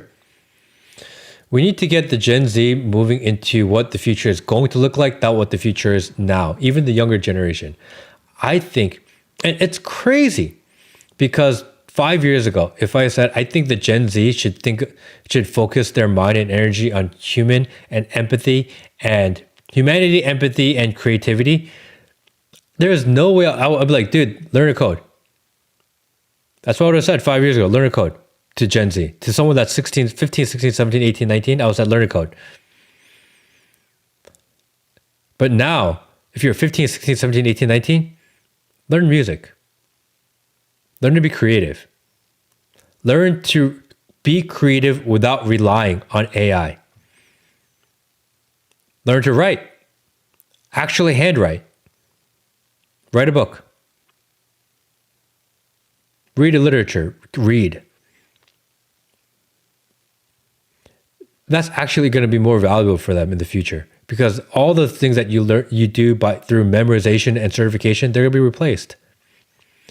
AI cannot replace humanity. AI cannot replace empathy. AI cannot replace relationships. You know, if you need a job and you're in a bind, like a friend of yours can vouch for you. AI can't replace that. People who get along with people who can make relationships with people who can communicate well, that's going to have value because AI can't replace it right away. Maybe eventually, but not right now. So if my kid was 14, 15, 16, 17, 18, 19, 20, that's what I'll push them to right now. Write in cursive, yeah. Plumbers, trade schools is also a thing. If I had a son and he was of age, I would push him toward trade school. Plumber, electrician, it's not the worst. It's good. You'll have a very stable income in life for a very long time. You're not going to replace any time. If you're a woman, maybe a nurse. Nurses are really good. AI is not going to replace nursing because nurses, what they're best at is communicating with people when they're lying in bed or they're getting ready for something. AI can't replace that. So nurses will have value for a very, very long time. I work construction. Tony Porchetti says, I work in construction with lots of these kids. They don't want to work or get off the cell phones and continue combative, taking basic instructions. Yeah. Youth don't want to work. That's the hard part. They grew up, especially the youth now. A lot of them grew up with participation trophies. A lot of them grew up because life was so hard for the generation before. They tried to do everything for their kids. And I don't think it came from a bad place in people's heart, actually. I think that the previous generation didn't have it that easy. They had a hard time growing up. And finally, they made a little bit of money. They got their lives in order. And they just thought, hey, I just want to give my kids what I didn't have. The problem is that in giving your kids what you didn't have, and you did it out of the goodness of your heart, kind of fucked them up, made them weak, made them soft. But that doesn't change the fact that they're our last hope. We actually need them. So instead of criticizing them, like figure out a way to encourage them, figure out a way to mentor them. If you're in construction and there's some young kids that are having a hard time listening and hard time getting along and won't do the things that properly and don't want to work hard, instead of pushing them, like figure out a way to break through and mentor them. By mentoring a kid that's not providing, that's not giving value to the world, by mentoring one, you're doing that good and positive for the world.